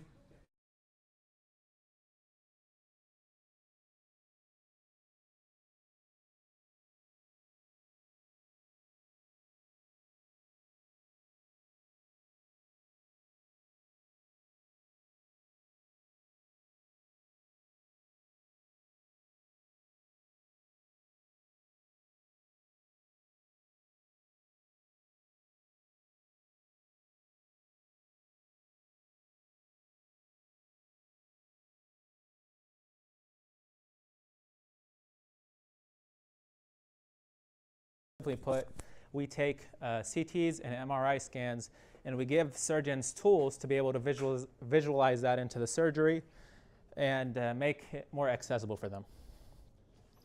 So why are we doing this, right? Because today our surgeons are operating blind. There's a lot of feeling things around. There's a lot of measurements happening in the operating room, but at the same time, they can't see exactly what they need to see. In the knee space specifically, annually there's about 640,000 surgeries, and that's expected to double by 2030. So the big issues that they're having is that there's a lot of hidden anatomy. It's very messy when you're performing knee surgery. There's a lot of blood, a lot of bone being cut and whatnot. There's a lot of mental gymnastics happening. So right now they take an x-ray, they put it on in a projection in the operating room, and then they'll work off of that plan from there. So they have to mentally convert that two-dimensional x-ray into a three-dimensional decision. They also, once they've taken that plan, and they have to make adjustments to it on the fly. About 60% of preoperative plans get changed in the surgery. And this leads to misaligned implants. A big portion, about 40% of implants are misaligned. And that leads to revision surgery or the patient's living with pain. And obviously, we'd like to avoid that, right? So the old way is broken, right? The current workflow is that you have a two-dimensional surgical planning happening. You preoperatively display the images on the screen, and then you manually adjust the plan while you're in the surgery. So introducing the pair guide. No more guesswork in the operating room, right? Real-time three-dimensional guidance with live tracking, instant feedback in the surgical field. What we mean by that is that if you want to make a change in your plan, you're able to make that change, demo it out in different ways before you commit to cutting the patient open, and you can't really take away bone. Sorry, you can't put back bone that you've already taken away, right? So we obviously want to avoid that. You want to see what matters. You have patient-specific three-dimensional anatomy and metrics presented, and you want to get it right the first time. You want accurate implant placement with fewer revisions and a quicker lead time in the operating room. So the workflow for us is scan, plan, and operate in confidence. The clinical impact, we have improved alignment, which ends up reducing revisions and mechanical complications. It reduces the surgeon's cognitive load, and it increases access to technology with the low cost that we're presenting. The financial impact, for every minute here, you're saving about $60 per minute. You're not introducing any additional instruments into the operating room. It's just the headset. You're not introducing any markers like our competitors are bringing in, any additional sterilization trays that drives up the cost. And also, you have better outcomes, which leads to higher CMS reimbursement and star ratings. Where we are today, we were founded in 2024. We submitted our provisional patents, our patent pending, and we released our MVP. This year was very successful for us. We met with the FDA. We got an approved FDA test plan. We also secured a licensing education partner that we're going to start working with. And more recently, we had our patent granted. Looking towards to 2026, we're continuing our verification validation. What does that mean? The plan that we had with the FDA, we have tests that we have to conduct. Our biggest test is human factors, and with that is our pilot study that's listed here. We're partnering with one of the biggest hospitals ecosystems on the East Coast, and then after that, we'll take all that data together and we'll submit in Q2 for an FDA approval. So after that, we launch into the knee space. So this is our roadmap, and right now we're focusing on the guide. This project has 2 phases. The navigation phase goes into another dimension. But basically, we plan on expanding into other indications other than knee, hips, and spine. This is some information about our patent that was granted. If you, just due to the interest of time, if you're more interested, please come see me outside in one of the booths. Our market potential for the knee navigation, we're expecting about a 3% penetration from a 1.5 billion TAM.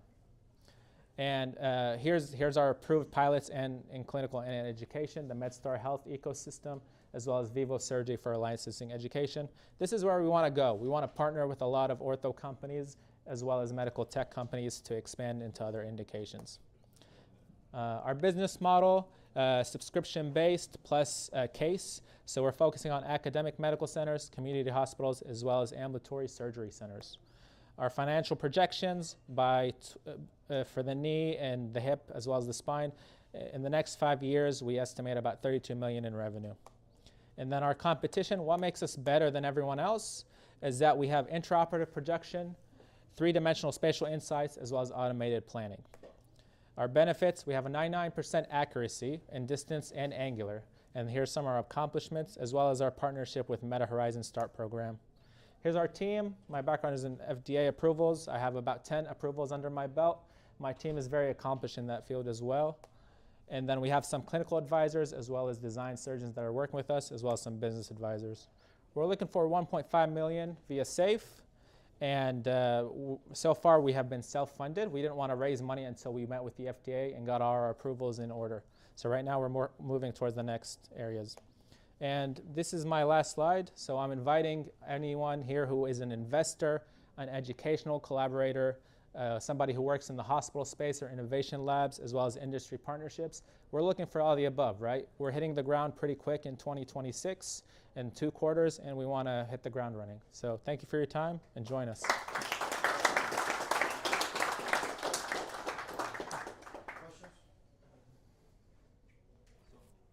One of the things that we was going to ask you also about, we talked about a few things, is have you ever talked to the robotics companies for this? Because specifically in the knee, in the orthopedic now, there is like a major growth and innovation doing those with robotics, and that actually is getting that accuracy level to a very high level. So where you can see that as competition, or can you work with them, or did you talk about Yeah, the answer is both, right? They could either be our competitors or we could be an accessory tool to them. So here you have the navigational pathway. That's the complementary pathway that competes with robotics or could be used alongside with them. So when we're working on that in the background, that has a later launch in the middle of 2026 once we have our first project submitted. So yeah, does that answer your question? Okay. Joan, what's the lead time for operator efficiency with this? 30 minutes. It takes about 30 minutes for a surgeon to become comfortable enough to start making clinical decisions. For training, it takes them about 30 to an hour, yeah. So we also have it outside if anyone would like to demo it. What we've noticed when we came to demo days and conferences is that the first few minutes, the user is getting accustomed to the features, they're wrapping their head around it, and once they become comfortable with it, we showed in our demo actually, but sorry, I'm just going to play this. We do have a surgeon portal, so they're actually able to go into that surgeon portal and play inside of it before they feel comfortable moving on to the headset, because we do want our surgeons to sign off on it. But so far, we've been in between 30 minutes to an hour. Yeah. So compared to other offerings in the competitive landscape, what would you say are some of your unique differentiators that set you apart? Yeah, so we don't introduce any additional hardware. Right now, our competitors are all adding QR codes or markers. So that increases the risk to the patient as well as biocompatibility issues and sterilization issues. We don't do that. We just have our visualization tools. You put in the headset and you operate confidently. Another part is that you're actually able to take this in the intraoperative field. So instead of you just doing it preoperatively, planning, and then going in with that plan, you're actually able to take that and make changes inside of it. One more thing I'd like to point out is that we have this thing, we call them alignment points. It's these black dots here. What those alignment points do is that anytime you move any of those points, it actually calculates how far off you're moving from the mechanical axis. That's something that our surgeons are very interested in, and they actually requested that feature. Yeah. No one else is offering that. I was just going to maybe ask a clarifying question about the 30 minutes that was asked here. So let's say if your surgeons are trained, and then you have, is it useful in the ER for, let's say, a level 4 trauma center, and then also for planned surgeries? Not yet. Yeah. The answer is not yet. We want to get there, right? As in, are you asking if they could use it in a trauma situation? Yeah, not yet, no. So the processing time for us to be able to go around and with the way our pathway works, we don't have instant approval. That the surgeon actually has to upload the images and then sign off on the images being delivered in the 3-dimensional model, and then they'll get there. So we don't have the autonomous approval yet, but we're working towards that. Yeah. What FDA pathway are you guys? It's a 510K pathway, a class 2 medical device under classification of LLZ. So it's a visualization tool. And meaning if you meet ABC, you're done. Like there's no uncertainty. Correct, yeah. So but here's that's the other thing about the FDA, you know. It's one thing to have FDA approval for guidance. Mm-hmm. But it's a different level when you are trying to intervene and change or changing the management plan of the procedure. Correct, yeah. So are you custom to do both with the FDA approval in the future? Sorry, just so I understand your question. Are you like prepared to be able to have the FDA approval for both? Correct, yeah, yeah. That's what we're working towards, yeah. That's our long-term plan. Yes. Last question. Let's say there's an orthopedic surgeon like in Texas right now who wants to pilot this technology. What steps do they have to take to get started? Just reach out to us and we'll set a pilot study with them, yeah. So. Sorry, last question. As far as like Stryker and some of the other guys, like, do you see that they have any sort of competing technology that they're building right now? This is complementary to what they're doing. Yeah, we're not here to replace them. We want to be their customer and hopefully potentially get acquired by them. Yeah. And in fact, I intend to connect you with an executive at Stryker that we have within the community, inshallah. Looking forward to it. Thanks, guys. All right. All right. Thank you very much.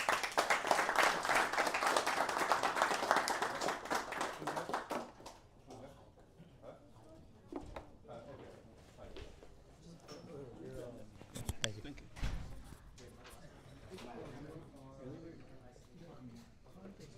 Is there anyone else on your team?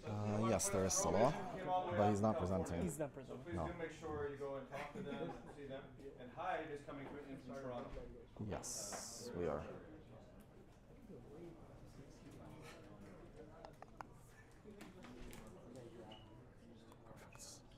Let me know when you're ready. Yep, just wanted to make sure it's all working. Sure, okay. Yes. Assalamu alaikum. Is this clear? It's good? Is it back there? Back there is the key. Yeah, even for here you have to speak up. All right. I'm just gonna drop it for the first bit because I need my hands. But yeah, is there the clip thing? No. Okay. All right. Yeah, I'm good to start. Go ahead. All right. Assalamu alaikum, everyone. My name is Omar Shakir, and I'm the co-founder of Hyde. Now, the problem today is simple. Health trackers are one size fits all. We all wear the same one and are trying to reach the same 10,000 step goal per day. And that is where Hyde comes in. It is an ultra slim health tracker that sticks to the back of any watch using a unique vacuum suction technology without leaving any residue behind. This allows the user to transfer it from one watch to another or even to our athlete band, resulting in true 24/7 wear without compromising your personal style. Now, the data captured from the tracker is then fed into our application. This includes information such as movement, recovery, and rest. The app can also take into account nutrition data. All of this is then fed into our AI model called Coach Hyde, which provides the user with holistic and proactive health insights. For example, we noticed you didn't get enough sleep last night, so try moving your workout to earlier in the day to reduce your cortisol levels prior to sleep. Our team is composed of 3 members. I have experience in product design working at companies like Apple and Forsen, specifically working on miniature hardware and taking products from concept to reality. Meanwhile, Salah has over 10 years of experience in Silicon Valley at Apple and Tesla as a manufacturing design engineer, meaning we have what it takes to scale. And Mohammed is a 2 times previous founder, having exited twice, most recently being acquired by Posthog, and is a YC alum. And together, we have the technical depth and expertise needed to take this product to market fast and with quality. Now, in terms of the market landscape, there are many products out there like Apple Watches, Google Pixel Watches, and even Whoop that are fantastic at tracking your health data. But they tend to force the user into a very specific style and are bulky. And while Oura, which is a fitness tracking ring, has solved some of those issues, you can't wear it during certain exercises like weightlifting. And none of those trackers provide holistic health insights. And that is why Hyde wins. It seamlessly adapts into the user's lifestyle due to its hidden form factor. It also provides the user with holistic health insights that are tailored to each user's body with actionable steps to reach their goals. And we have the team needed to get this product to market with FANG-level quality. In terms of the market snapshot, it's $127 billion and is growing around 15% year over year for smartwatches and 5% for traditional watches. We conducted surveys, and 50% of respondents resonated with the problem, meaning the target market is 60 billion. And based on our ICP and pricing model, we project that Hyde will generate $100 million in revenue in its early years. And if we just capture 1% of the target market, that's 600 million. In terms of validation, we started running advertisements in last April, and the results truly encouraged us. Our cost per click is 27 cents, which is significantly lower than industry average, and our click-through ratio is higher than industry average. We also have 500 beta signups with 100 prepaid deposits, which really encourages us and shows that we're solving a real problem. In terms of the product roadmap, we are working on the R1, which we started development on in August. We conducted proof of concept testing on it in October and are looking to release the MVP to our beta users in January. And then throughout 2026, we're looking to continue developing our AI models and work on the R2. And in 2027, we're looking to expand into broader markets, develop new partnerships, and work on the R3. In terms of our go-to-market, it's simple. We're looking to utilize referrals from existing customers. And as a second level, we're looking to develop partnerships with influencers, some of which have already reached out to us through our Instagram ads. And we're looking to partner with legacy watchmakers such as Swatch and Casio that are currently losing market share due to their inability to track certain health metrics. In terms of our current funding, we are able to use our the money that we've put into the business so far to release our first batch, as well as develop simplified AI models. But we're looking for 1 million in seed funding to allow for our team to expand, including electrical engineers and software engineers. This will be focused on miniaturization of hardware, optimization of manufacturing, and developing stronger AI models, as well as helping us with a marketing push. Thank you for listening to us. We are Hyde. It's where personal style meets personalized health insights. Very fun to leave a minute on the table. Great job. Exactly. More questions? Zafar.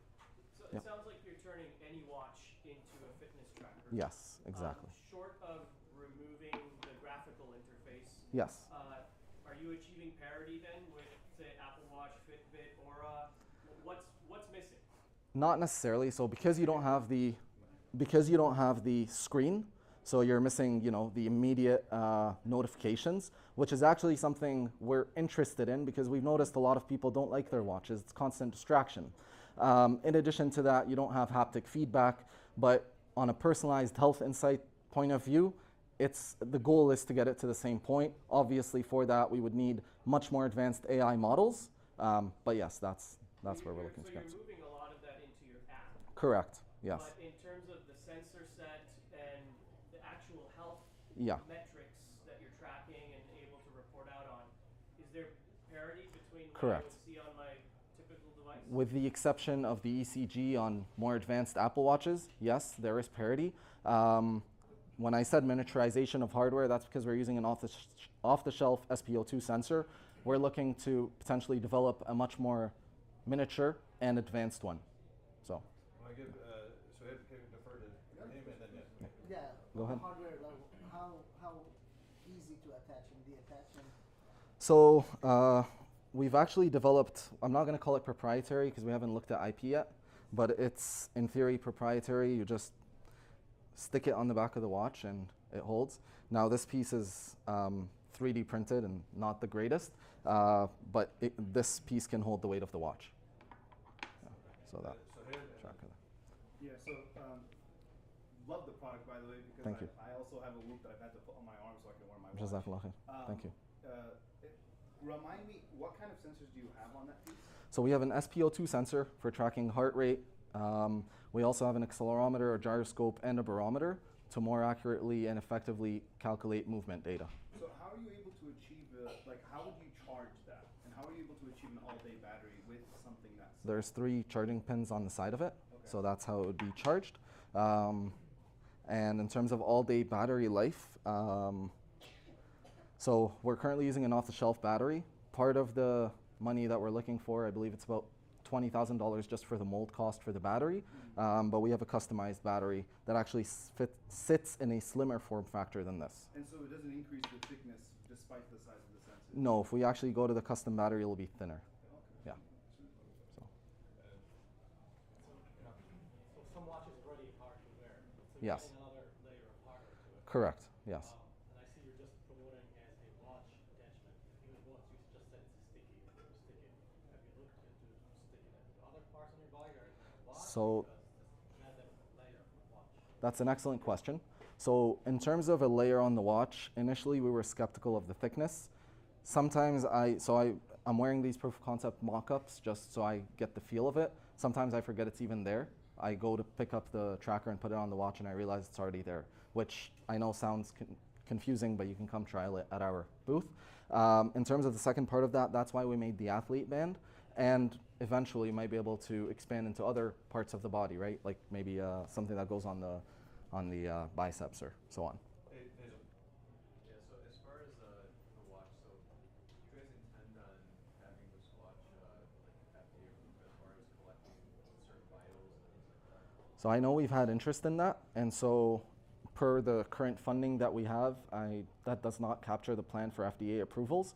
But because of how, with our experience, I would say in prior companies and our ability to iterate, we definitely have the ability to pivot at least part of this product into the FDA space, specifically for that, because I know we've received a lot of interest in that industry. In the current state, have you guys validated the data, like the vitals and the accuracy around that? We conducted proof of concept testing, but that's the next step that we're going to validate. So the reason I have a 3D printed mock-up is we're going to receive parts later next week from manufacturer vendors, and then we're going to assemble them, start testing that, and then go through FCC approvals and start shipping to customers. One thing I would suggest is if you guys haven't thought of like a B2B type of model where you have like assisted living communities or skilled nursing facilities that would like to monitor their patients that are in those facilities, that would be interesting and just kind of looking at. And Yep. we have access to a lot of those Exactly. Yeah. as well. But that would be a nice entry point and allow you to get a lot of clinical testing done. For sure, yeah. Harris did mention like RPM, for example, so that's definitely something we can explore. Well, that's my partner. That's why I said it. Yeah, so one of the things that Whoop has is it's the only medical grade now. Secondly, you said about holistic insights. Yeah. So what kind of insights do you give? Because Whoop does give my strain, how to improve my sleep, Yes. and all that kind of stuff. So what makes you different from Whoop? So what makes us different is the fact that you don't need to choose between wearing a band the size of Whoop versus a watch, but on the algorithm side. So once you've crossed that path on the algorithm side, I wouldn't say we're significantly different, but Whoop just started getting into this, I would say within like very recently. So it's first mover advantage, but also Whoop, there's certain sensors that it doesn't have. I can't recall off the top of my head. But. All right, thank you. The next two are just they're nonprofits. They're Exactly. not for Exactly. investment. They're looking for backing and other For sure. strategic asks that Jazakallah they'll let khairan. you know Thank about. For the healthcare ones, just wanted to note, Thanks, man. Appreciate it. Provision, they flew in from California. They're going to have to leave here at 6:30. I had this on? Particularly That's what I was interested in asking speaking to about. them right now. I would go to, not to take away from any of the speeches, but I would speak to them in the banquet hall, so you can have some follow-ups. The other ones will be there. Give me like 6 minutes. I'll have less questions. I'm okay with that. I'm good with less questions. All right, let's, oh, sorry. Ready? Everybody settled in? Yeah. All right, let's go. Assalamu alaikum. My name. Everybody here in the back? Raise your hand if you can hear. Everybody. Okay. Assalamu alaikum. My name is Mohammed Barkhad, and I'm really excited to talk to you about a project that I've been working on the last 2 years. There are over 2 billion Muslims all over the world. What if we can empower them with the highest quality, the most innovative Quran app to be able to learn the Quran, memorize the Quran, and retain it in their hearts? That is the vision of the Retain Quran Foundation. So what is our motivation? Authentic hadith from the Prophet Muhammad sallallahu alaihi wasallam. He says that 3 things follow a deceased person to the grave: their family, their wealth, and their deeds. 2 things come back and 1 thing remains. Your family and your wealth comes back, your wealth gets divided. The only thing that stays with you in your grave is your deeds and your sadaqah jariyah. What if while you're by yourself, you can have billions of hasanat coming to you on a daily basis? Bi'idhnillah, this is the impact of the Retain Quran app. So who are we? We're a 501c3 nonprofit with the express purpose to distribute the Retain Quran app free to users all over the world. We've been in the Quran app space for the last 2 years. We have over 1 million downloads, and we're 100% free. We've learned a lot from our 1 million users and also market study across the last 2 years. The one thing that we've learned is Quran app users want AI. They want instant correction feedback. And so that's the one feature that most users have asked for. The other thing, we are actually the first Quran app that has a flashcard-based system. So we have a beginner and a hifd mode level. Our users want us to take it to the next level and add a microphone and AI capability so we could be similar to like a Duolingo. So that is the second thing that users asked. The third thing, through our data analysis, we see that 60 to 70% of users, they're not huffaz. They're not memorizing the Quran. They just want to build the connection. So what we want to do is we want to be able to motivate them, give them, build a reward system, and to be able to motivate them to use it more regularly than Ramadan or Fridays or Hajj time. In January 30th, 2026, we're going to come out with a release that's going to change the Quran app landscape. The first thing, inshallah, bi'idhnillah, nothing comes from the will of, by the will of Allah, except the will of Allah. So the first thing, recitation feedback. Users wanted it, we're going to give it to them, inshallah. We're going to have recitation feedback. One of our differentiators, we have the most amount of masahif across all Quran apps. So we have all the Indo-Pak, 13, 15, 16 line. We have the color-coded tajweed, the Medina mushaf, all are going to have AI capability. The second thing, we're going to take our flashcards to a new level. We're going to add a microphone so that you can have AI recitation feedback. The third thing, to reward the users to keep using the app, we're going to have hasanat calculator. We're going to be able to calculate your hasanat according to the hadith of the Prophet ﷺ. Every letter that you recite is according to 10, it adds to 10 hasanat. So we can calculate your hasanat and give you a summary after every session. And then we're going to have a leaderboard between your friends globally within your region so that it will motivate you, inshallah, to continue using the app. So future features. Once we unlock AI, really it unlocks a lot of things. We're going to have AI-based quizzes, AI-based competitions. We're going to have the ability to calculate the tajweed as well. We're going to have different difficulty levels so that people with high tajweed, we can kind of treat them a little bit differently. We're also going to connect the ummah with this new feature called Sub'a mode. So in Somalia, I'm from Somalia. So in Somalia, a lot of people, when they review the Quran, they sit in a circle and everybody recites an ayah, right? They have that in a lot of masajid. So what we want to do is we want to make that global. What if the person in front of you is from Indonesia? What if the person behind you is from Pakistan? Imagine how that would feel to be connected to the Ummah like never before. This is our goal. Our team, so I have 16 years experience in the tech industry. I currently work as a cloud architect at Google. We have our data scientist. He's a PhD. He has 25 years experience in the data science space. We have user acquisition specialist who's grown apps to over 50 million downloads. Our content creator, he's a college professor for film, and he's grown our platform from 100 to 174,000 followers. We have a plan to sustain, but primarily by our users. We're 100% Zakat eligible, so users can donate right into the app. We feel that if we add enough value, and because we're Zakat eligible, we can provide a platform for users to download and also donate and be part of the cause. Okay. So what are we asking for? So we have optimized our user costs down to 5 cents per user. That includes user acquisition, that includes AI infrastructure, and that includes software development. We want to get to 10 million in a year, so that's why we're asking for that 500,000. Before you think that's a big number, let me tell you the value of a user. So according to our data, the average user uses the app for 15 minutes. If you read just moderately, you can recite 5 pages. Each page has over 1,000 letters. And according to the hadith, like I shared before, each letter is 10 hasanat. So if you multiply 10 by 1,000, that's 10,000. Multiply that by 5, that's 50,000 hasanat on a daily basis for that 5 cents that you paid. Multiply that by 10 million, I can't even put that number on the slide. It's that big. 500 billion hasanat per day coming to you. Inshallah, bidnillah. So now I'm going to ask you the question that I asked you in the beginning. How would you feel when you're by yourself and you're in that grave? How would you feel if there's billions of hasanat coming to you at a daily basis, bi'idhnillah? Jazakallah khair. Thank you for your time.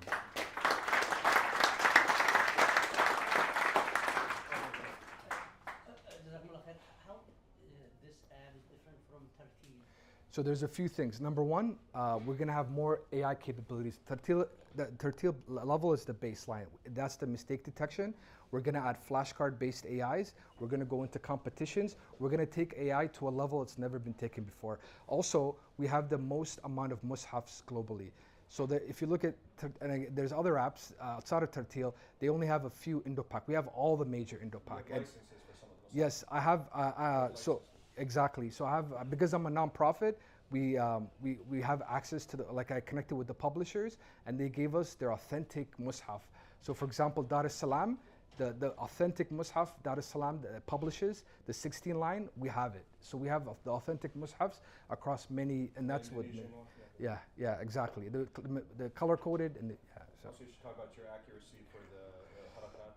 Yeah, so right now, data science, according to Clean Reciter data, we've trained the model to 98.1% accuracy. We have to optimize now for streaming and real world, and we plan to do that. We plan to add we're adding real world into the pipeline, and then as we grow our users, we're gonna have a lot of data to make our real world even more accurate. Tell us more about the flashcard feature. It sounds interesting. Yeah, so the flashcard feature, it's the idea of the app actually came from my wife. She's currently a resident, and she kept using this platform called Enki. So so basically, spaced repetition and active recall are scientific proven methods to help you retain your knowledge. So we said, why don't we bring this technology to the Quran, because we want people to not only memorize, but we want people to retain and use scientifically backed methods. For those who don't know, Enki is used by med students. Yeah. That's the method that they use. Yeah, yes.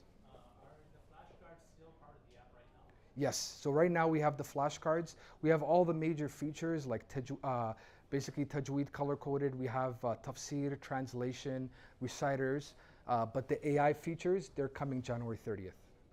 Yes.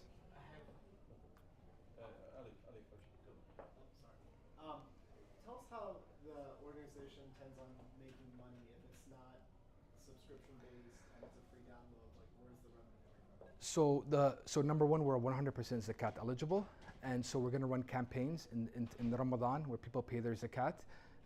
If we get from 10 million, if we get 1%, which is a very conservative number, and they donate 10 to 20 dollars, that's 1 to 2 million of revenue. We also got approved for the Google Ads grant. That gives us 10K ad spend per month because we're a nonprofit. So we're going to use that to promote our cause. We're going to show data, our daily active users, monthly active users. I feel like once people see the quality, everybody's going to want to support. So I think for us, the main thing is provide that quality, but we have different areas of But Mohammed, we've talked about this. I think you were amenable to it, right? Like Yeah. just to give for those users who want to give on a regular basis. Yes, suggested a monthly. regular- Yes, monthly. Yeah. Yeah, right? Yes. To make it easy? Is there a plan to sell the data? Is the No. meaningful data? No way. Obviously, that was an issue with a lot of other apps. Yes, we're not going to do that. Nonprofit, so it's not going to happen. Yeah. But the other thing that you had talked about, remember, was sponsorships in the sense of being able to acknowledge. Yes. Draw for. Yes. So we plan to have a feature for users that donate 10,000 or more. We're going to have a special page for them, and we're going to bring users to that page to make dua for them because they supported the cause. So that's. Just to piggyback on this stuff, you talked about Google grants and campaigns as a way to fundraise, but is that also how you're driving growth and downloads? You have a pretty aggressive 10x growth target in a year. Yeah. Is this going to drive that growth and additional downloads? So we have a user acquisition strategy. We're going to use App Store optimization. We're going to go market to market. Markets like Indonesia, they have 240 million Muslims. Just having good keyword research can get us like anywhere from 300 to 400,000 downloads per month. So we're going to use App Store optimization. There's going to be other, obviously, paid approaches. We're going to access content creators in specific markets that have a large following. So it's not, it's a separate strategy. Our user acquisition is very separate. Yeah. Is this going to be more like a Quran.com public fund open source sort of contributor thing, or is this going to be more of a private company employees?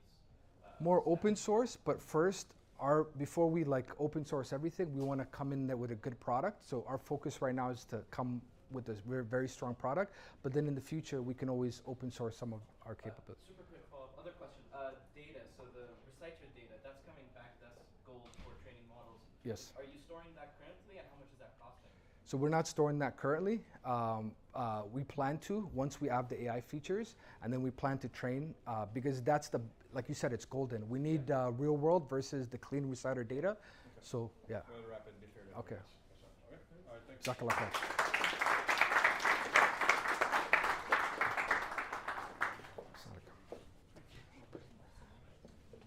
Oh, my bad. Mohammed, how are they going to donate to you? So we have a website called retainquran.org. It gives us all information of our nonprofit. You can donate right there. So retainquran.org. Yes, I should have. Can you guys hear me back there? You got to be very close. Yeah, I got it.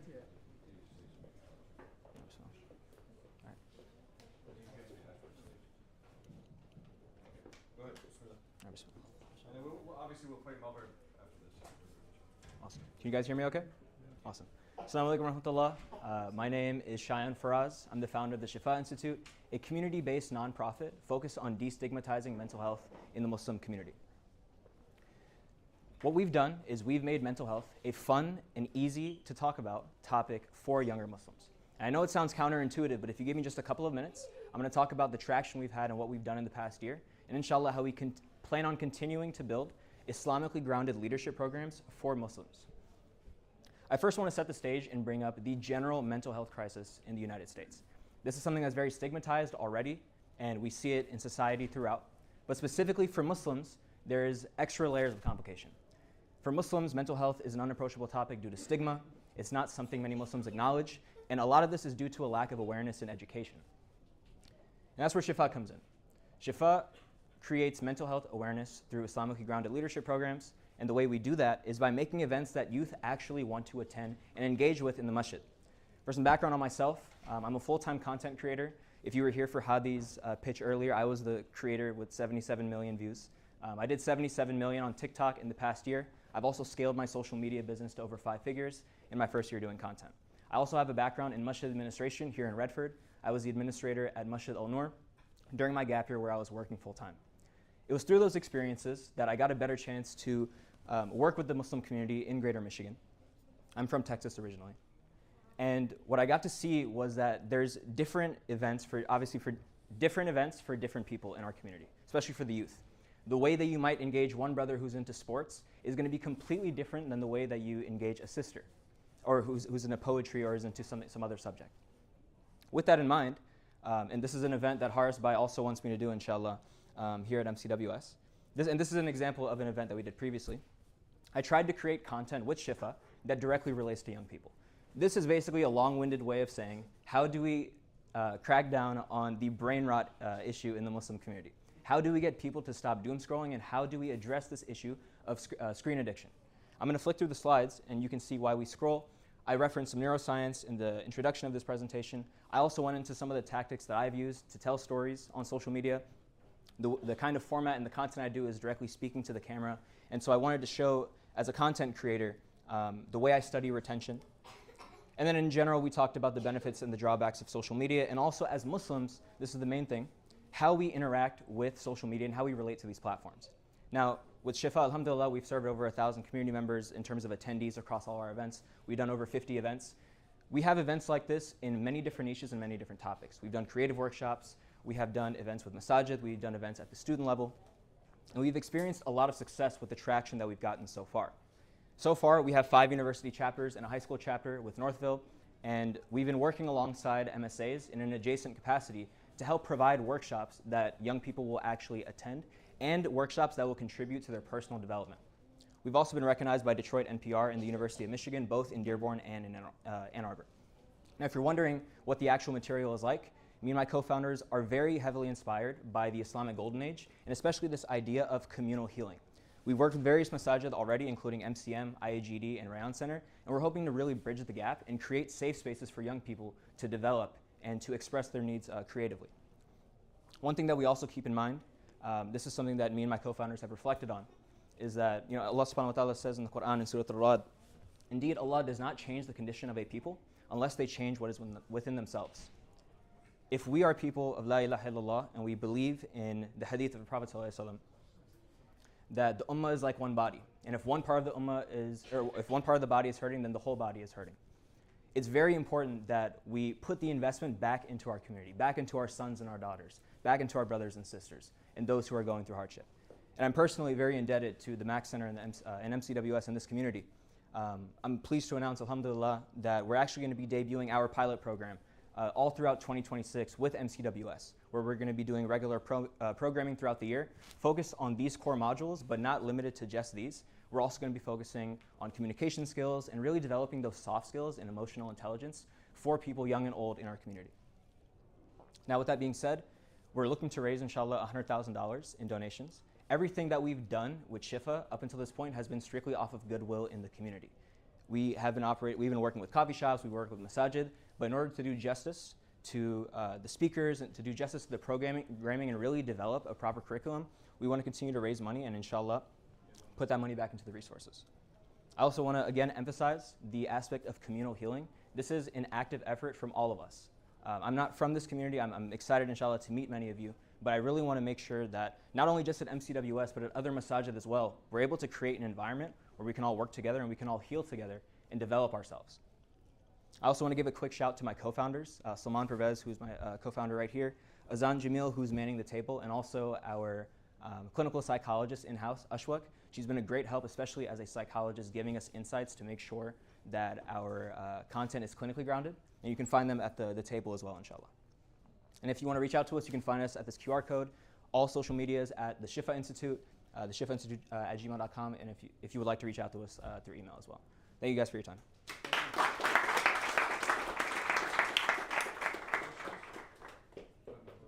Why nonprofit? There's a business here.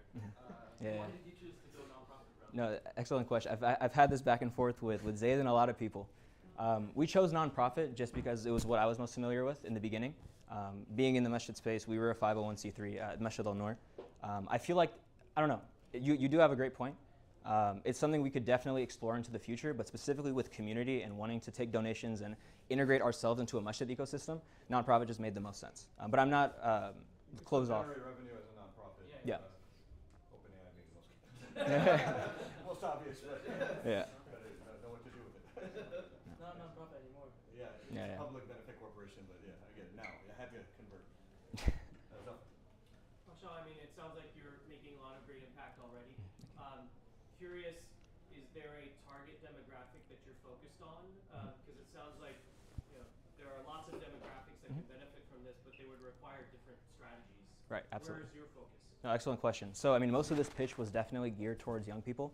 I definitely feel like that's a major pain point with youth attendance in the masajid, and that's definitely a focus and something I want to increase. But we're making programs for everybody, for married couples, really working on those soft skills for communication. It extends to young and old. And in terms of finding specialists and people that are qualified to speak about that, that's top priority. We want to make sure we have the right imams, the right clinical psychologists, the right professionals.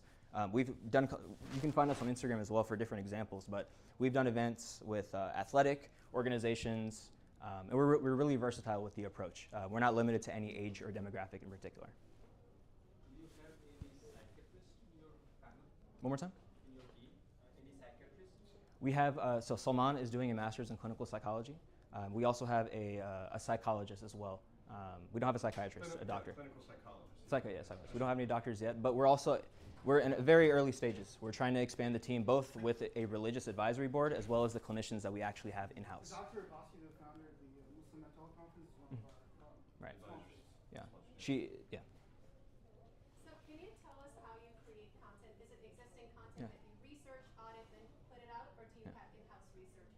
For my personal page or?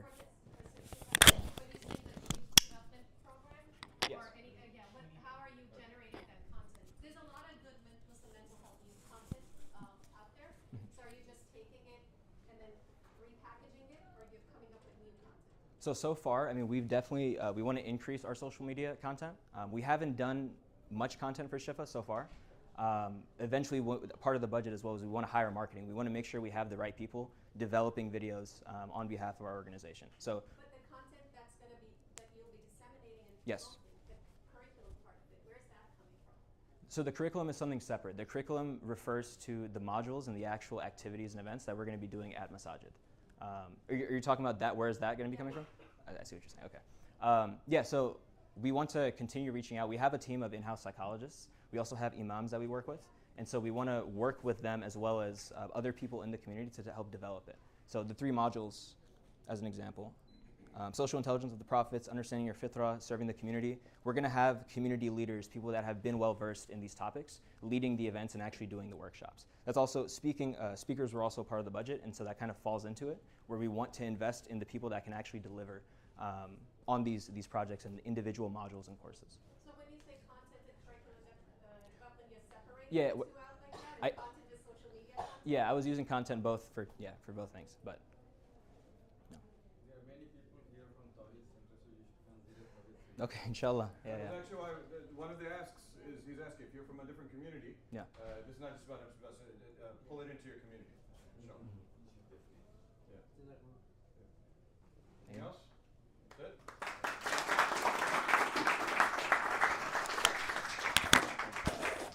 That's it, right? Last Yeah. one. Okay, go ahead. All right. Very quickly, please do not get up and leave just yet. First, quick temperature check. How are you guys doing? It's been 2 hours, and I don't think there's been a lot of in and out, which I think from our perspective as organizers, we're really happy about. It means that we think you guys are interested, but how are you guys doing? Hungry. Perfect. Well, we have the solution for that too. But no, I really, really want to thank all of you guys for coming out again.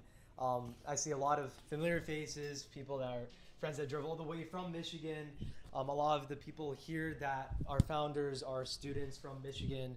And then obviously a lot of family members and people of the community. Obviously it means a lot that we're able to start building a movement in this space, and we're starting to actually get a lot of momentum. And I want to very quickly, once again, take the time to acknowledge the people that actually made that happen. So Rafi and Amna, if you guys can stand up real quick. Those are the 2 other founders of b132. These are the people who, since day 1 over the summer, while everybody else was vacationing and having fun with their family, we were on calls every single day with people like Haris Uncle, with people like Zafar Uncle, to put the entire curriculum together, which ultimately led to all the amazing startups that you were able to see and hear today. So this is just a starting point. And this is only one of the programs that we, as a Muslim Business Student Association at the University of Michigan, also hold. We also do things in finance and consulting. We even have a poster, I guess. So even for our own mission, we're expanding nationally. We're at over 10 different chapters. We have a lot of backing. Like I said, we're getting a lot of momentum.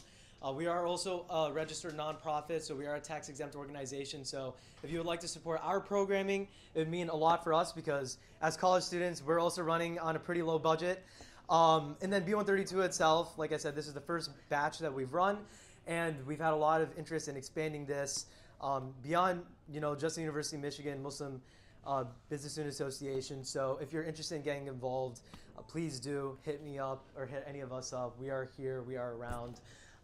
Now, following this, I think we're going to go and we're going to pray. And after that, really quickly, before I hand it off to Har's uncle, we are going to have, like I said, they're dedicated booths for each one of the startups and nonprofits that talk today. A lot of them have actual demos. People like Provision Surgical have their entire AR experience where you can go and see. Vacuum has a giant robot that weighs like 500 pounds that we have to tow in a trailer to get here. Please go talk to those people. I know a lot of you guys had questions that weren't able to be answered because we only had 5 to 10 minutes each. But that session after Maghrib is dedicated purely towards interested consumers and investors to directly network with our founders that have been able to dedicate the amount of time that they've done to this.